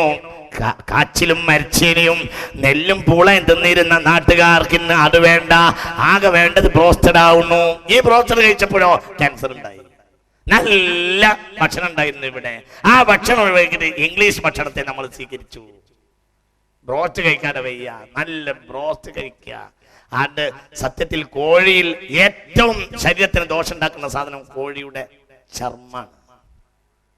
കോഴിയുടെ ശരീരത്തിൽ ഏറ്റവും മനുഷ്യന് ദോഷം ഉണ്ടാക്കുന്ന സാധനം കോഴിയുടെ ചർമ്മമാണ്. ആ ചർമ്മത്തിലാണ് ബ്രോസ്റ്ററിന്റെ മഹത്വം. ഒരു ബ്രോസ്റ്റ് ഒരാൾ കഴിക്കുകയാണെങ്കിൽ അതിൽ ഏറ്റവും രസമുള്ള ഭാഗം എന്റെ ചർമ്മ. ആ ചർമ്മത്തിലാ രസം. നിങ്ങൾക്കൊന്നും പുറത്ത് പറയാതിരിക്കല്ലേ, ഇതൊക്കെ നിങ്ങൾക്ക് അറിയുന്ന സംഭവമല്ലേ. ഇംഗ്ലീഷ് ഭക്ഷണങ്ങൾ നാട്ടിൽ പെരുകി, ക്യാൻസർ പെരുകി. ഇംഗ്ലീഷ് ഭക്ഷണം, ഇംഗ്ലീഷ് രീതി, അവരെല്ലാ നിലയിലും അവരുടെ ഭക്ഷണ സമ്പ്രദായം, അവരുടെ രീതി, അതൊക്കെ നമ്മളെ നാട്ടിലേക്ക് കൊണ്ടുവന്നു. പണങ്ങളും സുഖിക്കുകയും സൗകര്യം, ഭക്ഷണവും സുഖവും തന്നെ. ആ ഭാഗത്തേക്ക് ഒന്നും കൂടെ ഞാൻ വരാം. ഇന്നല്ലാഹ യുദ്ഖിലുൽ ലദീന ആമനൂ വഅമിലുസ് സ്വാലിഹാത്ത് ജന്നാത്തിൻ തജ്രി മിൻ തഹ്തിഹൽ അൻഹാർ والذين كفروا يتمتعون ويأكلون كما تأكل الأنعام. സുഖിക്കുക, ഭക്ഷിക്കുക, ഇതാണ് കുഫറിന്റെ രീതിശാസ്ത്രം. സൂറത്ത് മുഹമ്മദ് ആയത്ത് നമ്പർ 12. അല്ലാഹു കാക്കട്ടെ, ഉറക്കപ്പറ അല്ലാഹു കാക്കട്ടെ. കുഫറിന്റെ ജീവിതശാസ്ത്രം, കുഫറിന്റെ ജീവിത വീക്ഷണം, കുഫറിന്റെ ജീവിത രീതി രണ്ടു കാര്യത്തിൽ അധിഷ്ഠിതമാണ്. വല്ലദീന കഫറു യതമത്തഊന വയകുലൂൻ, സുഖിക്കുകയും തിന്നുകയും വേണം. ഈ രീതി ലോകത്തിന് പഠിപ്പിച്ചത് ഇംഗ്ലീഷ് വിദ്യാഭ്യാസമാണ്. സുഖിക്കുക, തിന്ന, അതിന് കൂടുതൽ കിട്ടുന്നിടത്ത് വാങ്ങുക, കൂടുതൽ തിന്ന, കൂടുതൽ നല്ലത്. ഇത് തന്നെ ഇത് ലോകത്തെ വ്യാപിച്ചു. എവിടെയും സുഖിക്കണം. അതിനു വേണ്ടി ഏതളവും പോകാൻ കഴിയും. സുഖത്തിന്റെ വസ്തുക്കളെ പ്രൊജക്ട് ചെയ്യുക. അത് തന്നെ സുഖത്തിന്റെ സാധനങ്ങളാണല്ലോ പെണ്ണ്. അങ്ങനെയാണ് അതിനെ പരമാവധി പ്രൊജക്ട് ചെയ്യുക. അതിനങ്ങോട്ട് പരമാവധി പ്രൊജക്ട് ചെയ്യുക. ലോകത്തിന് മുന്നിൽ സുഖിക്കാൻ പ്രേരിപ്പിക്കുക. ആണുങ്ങൾ ടൈയും സൂട്ടും ഇട്ടിട്ട് ശരീരത്തിന്റെ അവസാന ഭാഗം വരെ വസ്ത്രം ധരിക്കുക. പെണ്ണുങ്ങൾ വളരെ കുറഞ്ഞ വസ്ത്രം ധരിക്കുക എന്ന് മാത്രമല്ല, ആ വളരെ കുറഞ്ഞ വസ്ത്രം മാത്രം ധരിക്കുക പെണ്ണുങ്ങൾ. ശരീരത്തിന്റെ വസ്ത്രം എന്ന് പറഞ്ഞാൽ ഒരു സ്കർട്ട് ധരിക്കുക. ആ സ്കേർട്ടിന്റെ അത് തന്നെ മുട്ട് വരെ ഉണ്ടാവില്ല. മുട്ടിന്റെ മുകളിൽ വെച്ച് ആ സ്കേർട്ട് മുറിച്ചിട്ടുണ്ടാവും. അത്ര മാത്രമേ ഉണ്ടാവുള്ളൂ. അത് തന്നെ അടിഭാഗത്ത്, തൊടയുടെ ബാക്ക് ഭാഗത്ത് ഒരു അല്പം പൊട്ടിച്ചു കൊടുക്കും. നടത്തിന്റെ സുഖത്തിനോ ഇനി വേറെ വല്ലതിനോ, അല്ലാഹു അഅലം. അങ്ങനെയാണ്. ഇതാണ് ഇംഗ്ലീഷ് വസ്ത്രരീതി. പരമാവധി സുഖത്തെ പ്രൊജക്ട് ചെയ്യുക. സുഖിക്കുക, സുഖത്തെ പ്രൊജക്ട് ചെയ്യുക. എവിടെയൊക്കെ സുഖിക്കാൻ കഴിയോ ഇതൊക്കെ ഇംഗ്ലീഷിന്റെ രീതിയാണ്.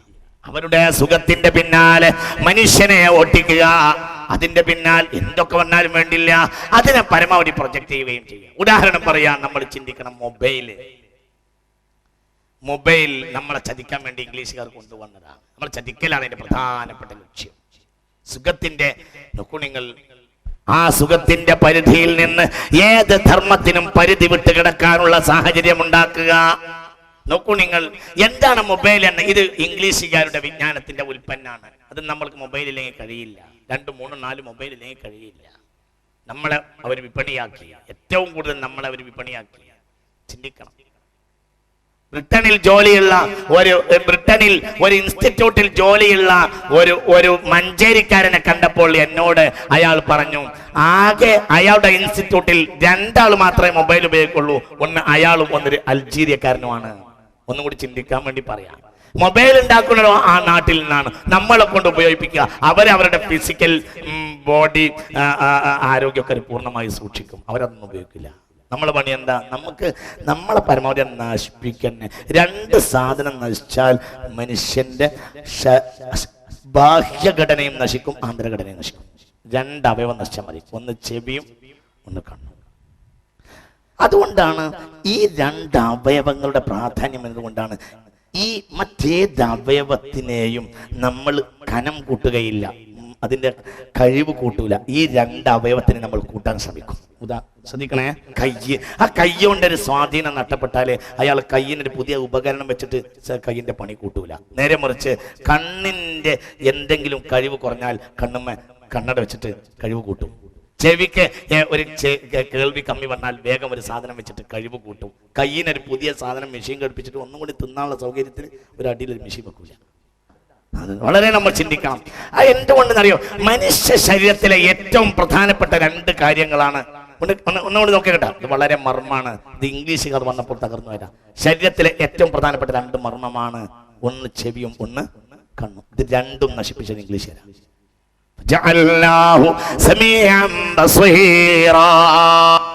ചെവിയെ നശിപ്പിച്ചു, കണ്ണിനെ നശിപ്പിച്ചു. ചെവിയെ നശിപ്പിച്ചു, മൊബൈല് കണ്ണിനെ നശിപ്പിച്ചു, ദൃശ്യമാധ്യമങ്ങൾ 2ഉം നശിപ്പിച്ചു. ഉറപ്പ്, യാതൊരു സംശയം വേണ്ട. ഇത് തന്നെ.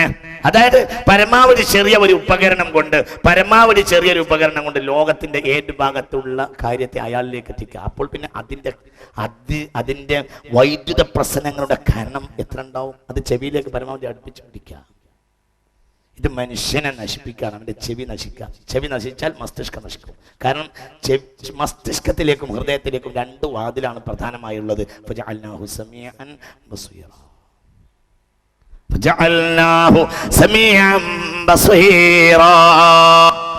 ചെവിയും കണ്ണുമാണ് നശിപ്പിച്ച് കളയുക. ഫിസിക്കലായി തന്നെ മനുഷ്യൻ നശിച്ചു പോവാണ്.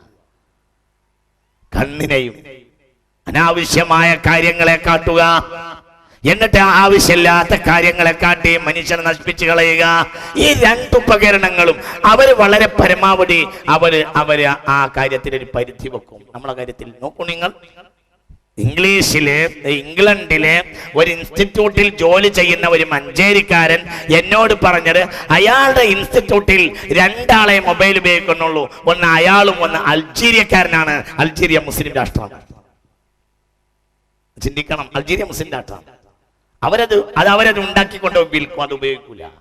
നമ്മളോട് പറയും ഇതിങ്ങനെയാണ്, നോക്കിയോ ഇല്ലെങ്കിൽ ജീവിതമില്ല, പ്രചാരം നമ്മളെ മേൽ പ്രചരിപ്പിക്കും. അതിനുവേണ്ടി അവർ മാധ്യമങ്ങളാക്കുകയും ചെയ്യും. എല്ലാം വളരെ ശ്രദ്ധിക്കണം. സുഖലോലുപരാക്കുകയും ഉപകരണാധിഷ്ഠിതമായ ഒരു സംസ്കാരം കൊണ്ടുവരികയും ചെയ്യുക. അത് തന്നെയാണ്. മൊബൈലില്ലെങ്കിൽ റേഞ്ച് പോയാൽ പിന്നെ മനസ്സിന് വേദനയായി. പല ആളുകളും അങ്ങോട്ടും ഇങ്ങോട്ടൊക്കെ പറയുന്ന ഒരു വലുപ്പത്തരം തന്നെ ഇതാണ്. മൊബൈൽ ഇല്ലെങ്കിൽ പിന്നെ റാഹത്തില്ല, അവർ ഏർപ്പാടൊന്നും നടക്കും, റേഞ്ചില്ല. അങ്ങനെയാണ്. എന്നോട് ഈ അടുത്ത ദിവസം ഒരാൾ പറഞ്ഞു, പാടത്ത് നെല്ല് കൊയ്തതിന് ശേഷം വരമ്പ് വെക്കാൻ വേണ്ടിയിട്ട് ഒരു തൊഴിലാളിയെ വിളിച്ച്, അങ്ങനെ അയാൾ ഇപ്പൊ കൈക്കോട്ടും കൊണ്ട് രാവിലെ വന്നിട്ട് പിന്നെ വെള്ളമുള്ള കണ്ടത്തിലിറങ്ങി പണിയെടുക്കാൻ വേണ്ടി ഒരുങ്ങുന്ന നേരത്തെ അയാള് പിന്നെ പോക്കറ്റിൽ നിന്ന് മൊബൈൽ ഒന്ന് എടുത്ത് നോക്കിയിട്ട് പറഞ്ഞു, ഇവിടെ പണിയെടുക്കാൻ ഞാനില്ല, ഇവിടെ റേഞ്ചില്ല എന്ന് പറഞ്ഞു. ചിന്തിക്ക്. അതായത് ഇല്ല, അതായത് റേഞ്ചുള്ളടത്ത് മാത്രമേ വരമ്പിടുള്ളൂ എന്നർത്ഥം. അങ്ങനെയാണ്. അവിടെയാണ് നമ്മളുള്ളത്. റേഞ്ചുള്ളടത്ത് വരമ്പിടുള്ളൂ. നിങ്ങളത് ചിന്തിച്ചു നോക്കി. ഒരു ഇംഗ്ലീഷുകാർ നമ്മളെ മേൽ നടത്തിയ സ്വാധീനം ഇതാണ്. ഉടുമ്പിന്റെ മാളത്തിൽ അവർ കയറിയാൽ നിങ്ങൾ കയറും. ഇതന്നെയാ, ഉടുമ്പിന്റെ മാളത്തിൽ അവർ നമ്മളെ കയറ്റി. ഇതാണത്. എന്നാലോ അവര് കയറിയിട്ട് അപ്പുറത്ത് കൂടെ ഇറങ്ങിയിട്ടുണ്ടാവും. നമ്മൾ അതിലാണ് ഇട്ട് പൂട്ടി. അവരത് ഉപയോഗിച്ചിട്ടൊന്നുമില്ല, നമ്മളെ അങ്ങോട്ട് ഉപയോഗിപ്പിച്ചു. നമ്മളെ പിന്നാലെ അതിന്റെ കൊണ്ടുവന്നു. വളരെ വലിയ ആപത്ത് വരാൻ പോവാ മനുഷ്യന്. ഏറ്റവും കൂടുതൽ എല്ലാവിധ മൊബൈൽ സർവീസുകളുടെയും എല്ലാവിധ മൊബൈൽ ഗ്രൂപ്പിനും റേഞ്ചുള്ള ഒരു ചാനലുകളും സൗകര്യങ്ങളുള്ളത് മലബാറിലാണ്. എന്തോ കരുതിക്കൂട്ടി ഒരു നാശം ഇവിടെ ഉദ്ദേശിക്കുന്നുണ്ടോ എന്ന് ആലോചിക്കേണ്ടതാണ്. അങ്ങനെയാ. അടുത്ത കാലത്ത് ആരോ പറഞ്ഞു പോയോ, ഏത് വിജ്ഞാനം ഉണ്ടാവണമെങ്കിൽ 2 അവയവങ്ങൾക്ക് കരുത്തുണ്ടാവണം. ഒന്ന് ചെവി. ഇത് ശ്രദ്ധിക്കേണ്ട വിഷയമാണ്. 2 അവയവങ്ങൾക്ക് കരുത്തുണ്ടായാലേ വിദ്യാഭ്യാസം നടക്കുള്ളൂ. ഒന്ന് ചെവി, ഒന്ന് കണ്ണ്. ഈ അടുത്ത കാലത്ത് ഇത് നമ്മൾ കാര്യമായി ഉപയോഗിച്ചിട്ടുണ്ട്. ആരോ അതിൻ്റെ ഇടക്ക് പറയുകയും ചെയ്തു, മലപ്പുറത്തെ കുട്ടികൾ കോപ്പി അടിച്ചാണ് ജയിച്ചത്. എന്ന് അവിടെ നമ്മൾ കൂട്ടി യോജിച്ചൊന്ന് ചിന്തിക്കേണ്ടതാണ്. മലപ്പുറത്തെ കുട്ടികൾ കോപ്പി അടിച്ചാണ് ജയിക്കുന്നത് എന്ന് പറഞ്ഞാൽ എൻ്റെ അർത്ഥം മലപ്പുറത്തെ കുട്ടികളെ ജയിച്ചതിലുള്ള ചില ആളുകളുടെ വിമ്മിഷ്ടാണ്. എന്നാൽ ഇനി ഒരു കാലത്ത് മലപ്പുറത്തെ കുട്ടികളെ ജയിക്കാതിരിക്കാനുള്ള സാധ്യതകൾ കൊണ്ടുവരലാണോ ഈ മൊബൈൽ സർവീസിന്റെ ആധിക്യം എന്നും ചിന്തിക്കേണ്ടതാണ്. കാരണം മൊബൈൽ മനുഷ്യന്റെ ചെവിയെ നശിപ്പിച്ചോളും. വിജ്ഞാനം വരാനുള്ള ഏറ്റവും വലിയ വഴി ചെവിയാണ്. സെമ്മയിനും ബസറിനും വലിയ വ്യത്യാസമുണ്ട്. ബസറിന് ശരീരപിണ്ഡമുള്ളിടത്ത് മാത്രമേ ബസർ ഉണ്ടാവുള്ളൂ. സെമ്മ അങ്ങനെയല്ല. അപ്പൊ സ്വർഗത്തെ കുറിച്ച് നമുക്ക് വിവരമുണ്ട്, അത് സെമ്മയിൽ കിട്ടിയതാണ്.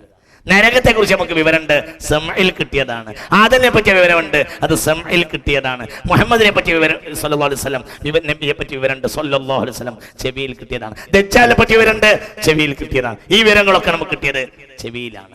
കണ്ണിൽ കണ്ട വിജ്ഞാനങ്ങൾ വളരെ കുറവാണ്. കണ്ണിൽ കുറച്ച് കാര്യങ്ങളെ കണ്ടിട്ടുള്ളൂ. കണ്ണിൽ രാവിലെ പറഞ്ഞാൽ ഉച്ചക്ക് ഓർമ്മയില്ലാത്ത നിങ്ങളെ പോലത്തെ കുറച്ച് ആളുകളെ കണ്ടു എന്നുള്ളതാണ് കണ്ണിന്റെ പ്രത്യേകത. അല്ലാതെ കണ്ണിന് വലിയ വിജ്ഞാനമൊന്നുമില്ല. ചെവി അങ്ങനെയല്ല. ചെവി എന്നത് എല്ലാ വിജ്ഞാനങ്ങളും ഈ ചെവിയെ നശിപ്പിക്കുന്ന കളി ലോകത്താദ്യമായി കളിച്ചത് ഇംഗ്ലീഷുകാരാണ്. നമ്മൾക്ക് ഇനി കേരളത്തിൽ ഏറ്റവും കൂടുതൽ മൊബൈൽ ഉപയോഗിക്കുന്ന ആളുകൾ മലബാറുകളാണ്. കോഴിക്കോട് മലപ്പുറത്തെ ആളുകളാണ്. എല്ലാം നശിച്ചല്ലോ. എല്ലാം 17ാം ക്ലാസ്സിൽ പഠിക്കുന്ന ഒരു കുട്ടി ഈ തീരദേശത്ത് 100% മുസ്ലിമീങ്ങളുള്ള ഒരു ഏരിയയിൽ മാപ്പിള സ്കൂളില് വെള്ളിയാഴ്ച അവധിയുള്ള മാപ്പിള സ്കൂളില് റമളാനിൽ അവധിയുള്ള മാപ്പിള സ്കൂളില് 7ാം ക്ലാസ്സിൽ പഠിക്കുന്ന കുട്ടികള് കൂടിയിരുന്ന് ബഹളം വെക്കുന്നത് കണ്ടപ്പോ അടുത്ത ക്ലാസ്സിലെ അധ്യാപകനെ പഠിപ്പിക്കാൻ കഴിഞ്ഞില്ല. അയാളൊന്ന് ഇറങ്ങിയിട്ട് നോക്കി, എന്താ ഈ ക്ലാസ്സിലെ ബഹളം എന്നറിയാൻ വേണ്ടിയിട്ട് ഒന്ന് ഇറങ്ങി നോക്കി. ഇയാൾ ഇറങ്ങി നോക്കുമ്പോ കുട്ടികൾ ഇങ്ങനെ കൂട്ടി നിന്ന് ഒരു മൊബൈൽ കാണുകയാണ്. ബാക്കിലൂടെ പോയിട്ട് മൊബൈൽ പിടിച്ചു നോക്കുമ്പോ ബ്ലൂ ഫിലിം കാണാം. 7ാം ക്ലാസ് പഠിക്കുന്ന കുട്ടികൾ ബ്ലൂ ഫിലിം കാണുക. നമുക്ക് പിടിക്കുമ്പോ 14,000 ഉറുപ്പിക വിലയുള്ള മൊബൈലാണ്. 14,000 ഉറുപ്പിക വിലയുള്ള മൊബൈല് 7ാം ക്ലാസ്സിലെ കുട്ടിയുടെ കയ്യില് മണിക്കൂർ കണക്കിന് ബ്ലൂ ഫിലിം കാണാൻ. 7ാം ക്ലാസ്, വയസ്സ് 11, ഏറെന്നാൽ 12.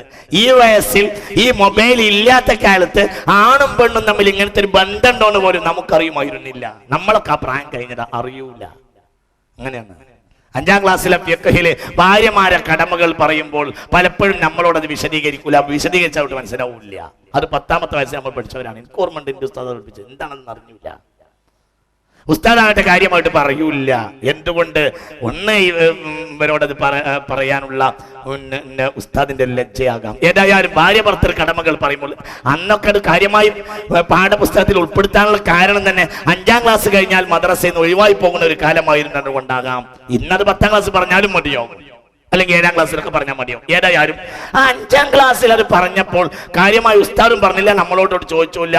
അർത്ഥം വെക്കാൻ വരെ പേടിയുള്ള വാക്കായിരുന്നു അത്. അതൊക്കെ ഫിഖ്ഹിലെ ഭാര്യ ഭർത്തൃ കടമകൾ പറയുന്നിടത്ത് എന്താണ് പറയുന്നത്, അർത്ഥം വെക്കുന്നത് പോലും കുറ്റകരമാണോ ചിന്തിച്ചിട്ടാണ് നമ്മളൊക്കെ ഫിഖ് പഠിച്ചത്.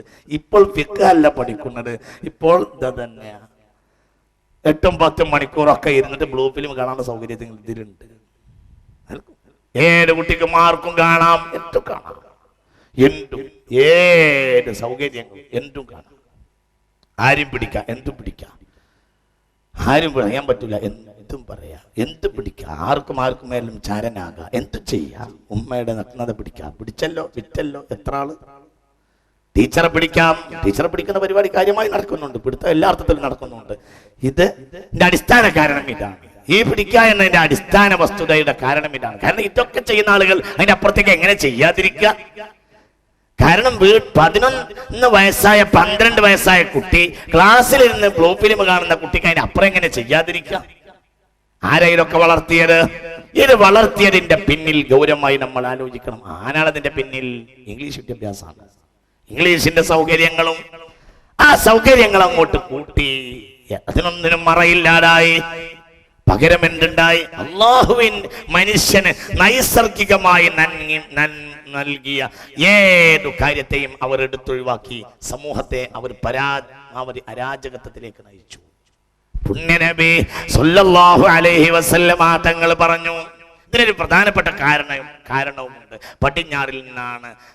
പടിഞ്ഞാറൻ സംസ്കാരത്തെ ഉൾക്കൊണ്ടാണ് ദജ്ജാൽ കടന്നു വരിക. അള്ളാഹു നമ്മളെ കാക്കട്ടെ.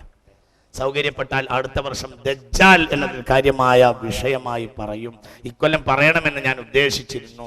പക്ഷേ അതിന് മാത്രം ആ വിഷയം ഒന്നും കൂടി പഠിക്കണമെന്നും എനിക്ക് തോന്നിയത് കൊണ്ട് തൽക്കാലം മാറ്റിവെച്ചത്. കാരണം ദജ്ജാൽ എന്നതിന് നമ്മൾ കണ്ടെത്തിയ അർത്ഥത്തിൽ കുറച്ചും കൂടി മുന്നോട്ട് പോകാനുണ്ട് എന്ന് ഈ അടുത്ത കാലത്ത് എനിക്ക് തോന്നി തുടങ്ങിയിരിക്കുന്നു. ദജ്ജാൽ ഒരു വ്യക്തിയാണെങ്കിലും ഈ വ്യക്തിയെ നമ്മൾ മനസ്സിലാക്കിയ ശൈലിയല്ല ശരി എന്നും മനസ്സിലാക്കുന്നു.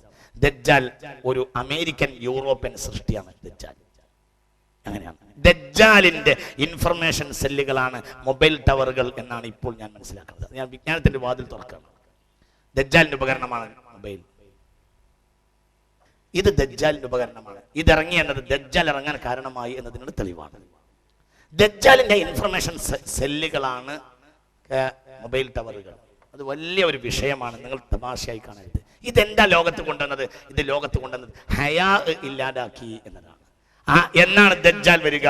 ഇദാ റുഫിഅൽ ഹയാഉ, ഹയാ ഇല്ലാതെയായാൽ ദജ്ജാൽ വരും. ലോകത്തെ ഏറ്റവും കൂടുതൽ ഹയാ ഇല്ലാതാക്കിയത് ഇതാണ്. ലജ്ജയില്ല, ഒരു ലജ്ജയില്ല. എന്ത് ഒരു ലജ്ജയില്ല?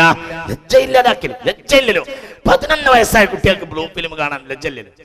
ഒരിക്കൽ കണ്ട പിന്നെന്താ സൗകര്യം കിട്ടും. നമുക്കോ? എന്നോട് മഞ്ചേരിക്കടുത്തുള്ള ഒരു മഹലിന്റെ പ്രസിഡന്റ്, ഞാൻ ഇങ്ങനത്തെ ഭാര്യ ഭർത്തൃ ബന്ധത്തിന്റെ ഒരു ക്ലാസ് എടുത്തപ്പോ എന്നോട് മഞ്ചേരിക്കടുത്തൊരു മഹലിന്റെ പ്രസിഡന്റ് എന്നോട് പറഞ്ഞു, പൊന്നാര ഉസ്താദെ, കല്യാണം കഴിച്ചിട്ട് അവളോടൊന്ന് വർത്താനം പറയാനുള്ള പേടി കൊണ്ട് 15 ദിവസം മിണ്ടാതെ നടന്നു. 15 ദിവസം മിണ്ടാതെ നടന്നു. കാരണം പേടി, ഭാര്യയോട് മിണ്ടാൻ പേടി. ഇനി ഞാൻ നിങ്ങളോട് പറഞ്ഞു തരാം. ഇന്ന് ആദ്യം ഒരു പെണ്ണിനെ ഒരു ചെക്കന് പോയി കണ്ടാല്, ഒരു പെണ്ണിനെ ചെക്കന് പോയി കണ്ട് പറ്റിയാൽ ആദ്യം കൊടുക്കുക ഒരു മൊബൈലും ചിപ്പും. പിന്നെ ഗിർഗിർ ഗിർഗിർ ഗിർഗിർ ഗിർഗിർ, ഇങ്ങോട്ടൊരു ഗിർഗിർ അങ്ങോട്ടൊരു ഗിർഗിർ ഗിർഗിർ ഹാക്കണം. ഗിർഗിർ ഗിർഗിർ ഗിർഗിർ എന്താ പറയുന്നത്? രാവും പകലും ഗിർഗിർ ഗിർഗിർ. ഈ ഗിർഗിർ കസ്റത്തുൽ കലാമ. കസ്റത്തുൽ കലാമിന്റെ ബാക്കി കസ്റത്തുൽ ഇൽത്തിയാഖാണ്. അവർ തമ്മിൽ കൂടാനുള്ള സാഹചര്യം. മിണ്ടൽ കൂടിയാലോ കാണൽ കൂടുമല്ലോ. ഭാര്യയും ഭർത്താവും തമ്മിൽ ലോഹ്യത്തിലാണെങ്കിൽ വിളിക്കൂല. പറയാ 6 മാസമായിട്ട് വിളിച്ചിട്ട് പോലും ഇല്ല എന്നാ പറയാ. വിളി കൂടിയാലോ വരവ് കൂടും, ഉറപ്പ്. കാരണം ഏത് വിളിയുടെ അവസാനം പറയാ നിങ്ങൾ എന്നാ വരിക എന്നായിരിക്കും. വളരെ ചിന്തിക്ക്. വിളി കൂടിയാൽ വരവ് കൂടും, ഇതിനൊരു കണ്ടുമുട്ടൽ കൂടും. അങ്ങനെയാണ് ഭാര്യയും ഭർത്താവും നേരെ വെളുത്ത വൈകുന്നേരങ്ങളുടെ ഇടയിൽ സംസാരിക്കും. മൊബൈലിൽ ഗൾഫിൽ നിന്ന് ഇങ്ങോട്ട് സംസാരിക്കേണ്ടി ഉറപ്പിക്കണം. അവന് 6 മാസത്തിൽ ഒരിക്കലെങ്കിലും, ഒരു കൊല്ലത്തിൽ ഒരിക്കലെങ്കിലും ലീവ് എടുത്ത് വരേണ്ടി വരും. അല്ല മുന്നോട്ട് പോകാൻ കഴിയില്ല. കാരണം കൂടുതൽ പറയുമ്പോൾ കാണേണ്ടി വരും, കൂടുതൽ കാണേണ്ടി വരും. ഇത് കാണാനുള്ള സൗകര്യത്തിനാണ് മൊബൈൽ കൊടുത്തത്. ഉറപ്പല്ലേ?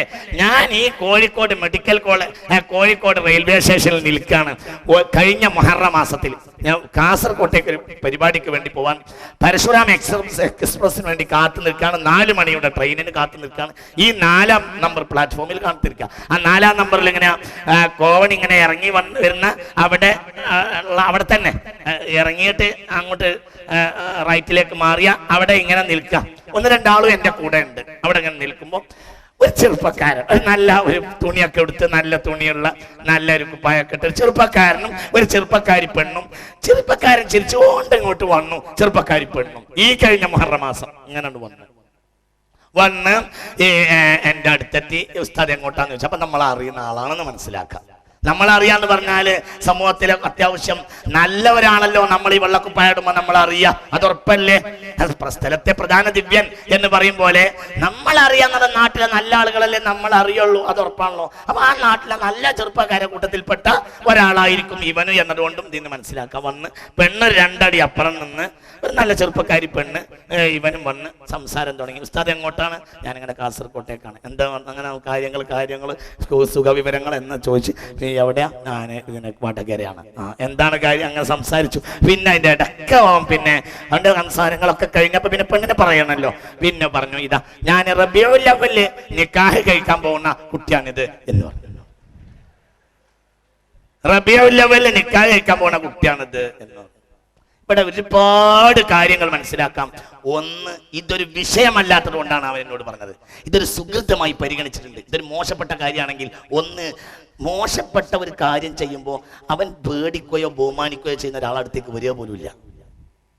2, ഇന്നെപ്പോലത്തെ ഒരാളെ ഒരിക്കലും കാണൂല. എന്തുകൊണ്ട്? കണ്ടാൽ അയാളെ കണ്ണുപെട്ടാ പിന്നെ എല്ലാ സ്റ്റേജിലും ഇത് പറയുക ഇയാള് എന്നെങ്കിലും. അപ്പൊ ഇവൻ ഇത് പറയേണ്ട ഒരു വിഷയമാണെന്ന് പോലും ഇപ്പൊ അവത്തിന് അറിയില്ല. ഇതാർക്കും അറിയൂല, സ്ഥലത്തെ പ്രധാനപ്പെട്ട നല്ലവർക്ക് അറിയൂല. അപ്പോൾ ഇതൊരു സംഭവമല്ല, നാട്ടിൽ ഇത് സാധാരണ സംഭവമാണ്.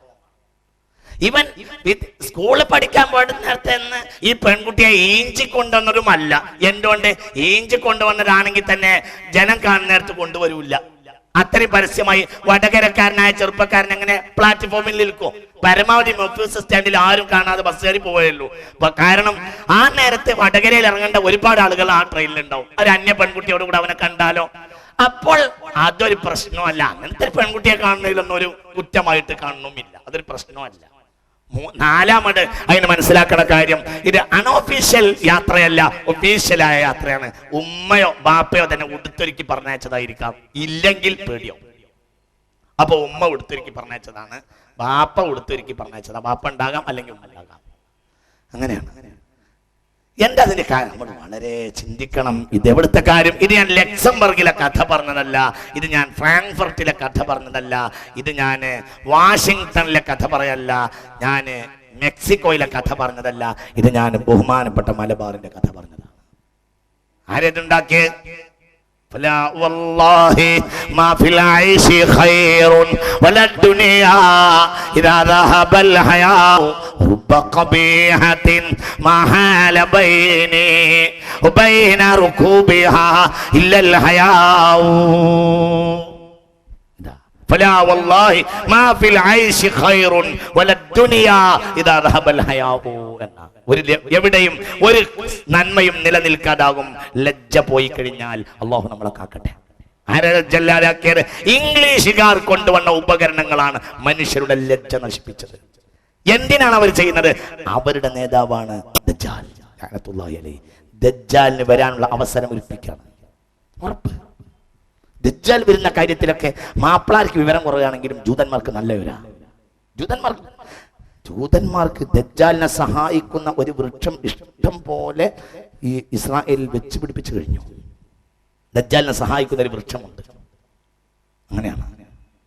ആ വൃക്ഷത്തെ ഇസ്രായേൽ കാര്യമായി പണം ചെലവാക്കിയിട്ട് ആ മരുഭൂമിയിൽ വെച്ച് പിടിപ്പിക്കുകയാണ്. അവർക്ക് നല്ല വിവരമുണ്ട്. ഇത് ഹദീസൊക്കെ വ്യക്തമായി പറഞ്ഞതാണ്.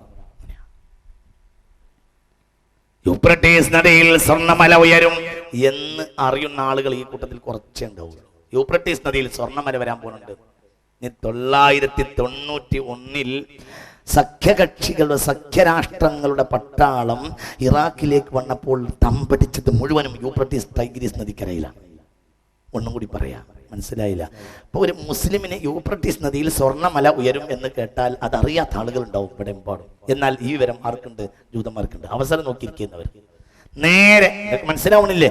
അമേരിക്കയുടെ, ബ്രിട്ടനിന്റെയും യൂറോപ്യൻ സഖ്യകക്ഷികളുടെയും ഇന്ന് ഇറാഖിൽ ബാക്കിയുള്ള മുഴുവനും ടെന്റുകളും പട്ടാളക്കെട്ടുകളും മുഴുവനും യൂഫ്രട്ടീസ് ടൈഗ്രീസ് നദിക്കരയിലാണ്. എന്താ കാര്യം? അതിൽ ജബലും മിൻ ദഹബിൻ, സ്വർണ്ണമല ഉയരുമെന്ന് പുണ്യനബി സ്വഹീഹ് മുസ്ലിമിന്റെ ഹദീസാ. നമുക്കറിയില്ല, ജൂതന്മാർക്ക് അവർക്ക് രാവുമ്പരോ പണി ഖുർആൻ വരിയിട്ട് പഠിക്കുക. നമുക്ക് അവരെവിടുന്നെങ്കിലും വല്ല ബർണാൻസി പറഞ്ഞിട്ടുണ്ടെങ്കിൽ അതിങ്ങനെ മൂക്കിൽ വിരലിട്ട് അതിന്റെ മഹത്വം പറയാം. ഇതാണ് നമ്മളെ പ്രത്യേകത.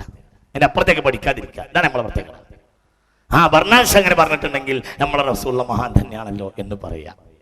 ബർണാൻഷാന്റെ മഹത്വം പറഞ്ഞിട്ട് നമ്മൾ അള്ളാഹുന്റെ റസൂൽ മഹാനാണ് എന്ന് പറഞ്ഞിട്ട് ബർണാൻഷ അറ്റസ്റ്റ് ചെയ്ത പേപ്പർ ഉണ്ടായതുകൊണ്ട് നമ്മൾ നല്ല ഉഷാറിൽ വാല്യൂ പറയാം, ഒന്നും കൂടി കൈ പൊക്കിയിട്ട് വാല്യൂ പറയാം. ഇതാണ് ഇന്നെപ്പോഴത്തെ രീതി.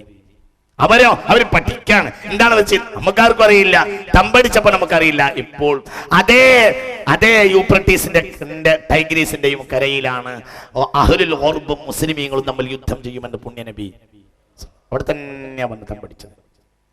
ഒരൊറ്റ മുസ്ലിം നാമധാരികളുടെ ഒരൊറ്റ രാഷ്ട്രത്തിന് മാത്രമാണ് അവിടെ തമ്പുള്ളത്. അത് തുർക്കിക്കാണ്. തുർക്കി അവരുടെ പക്ഷത്ത് ചേരാനുള്ളതാണ് റസൂൽ പറഞ്ഞിട്ടുണ്ട്.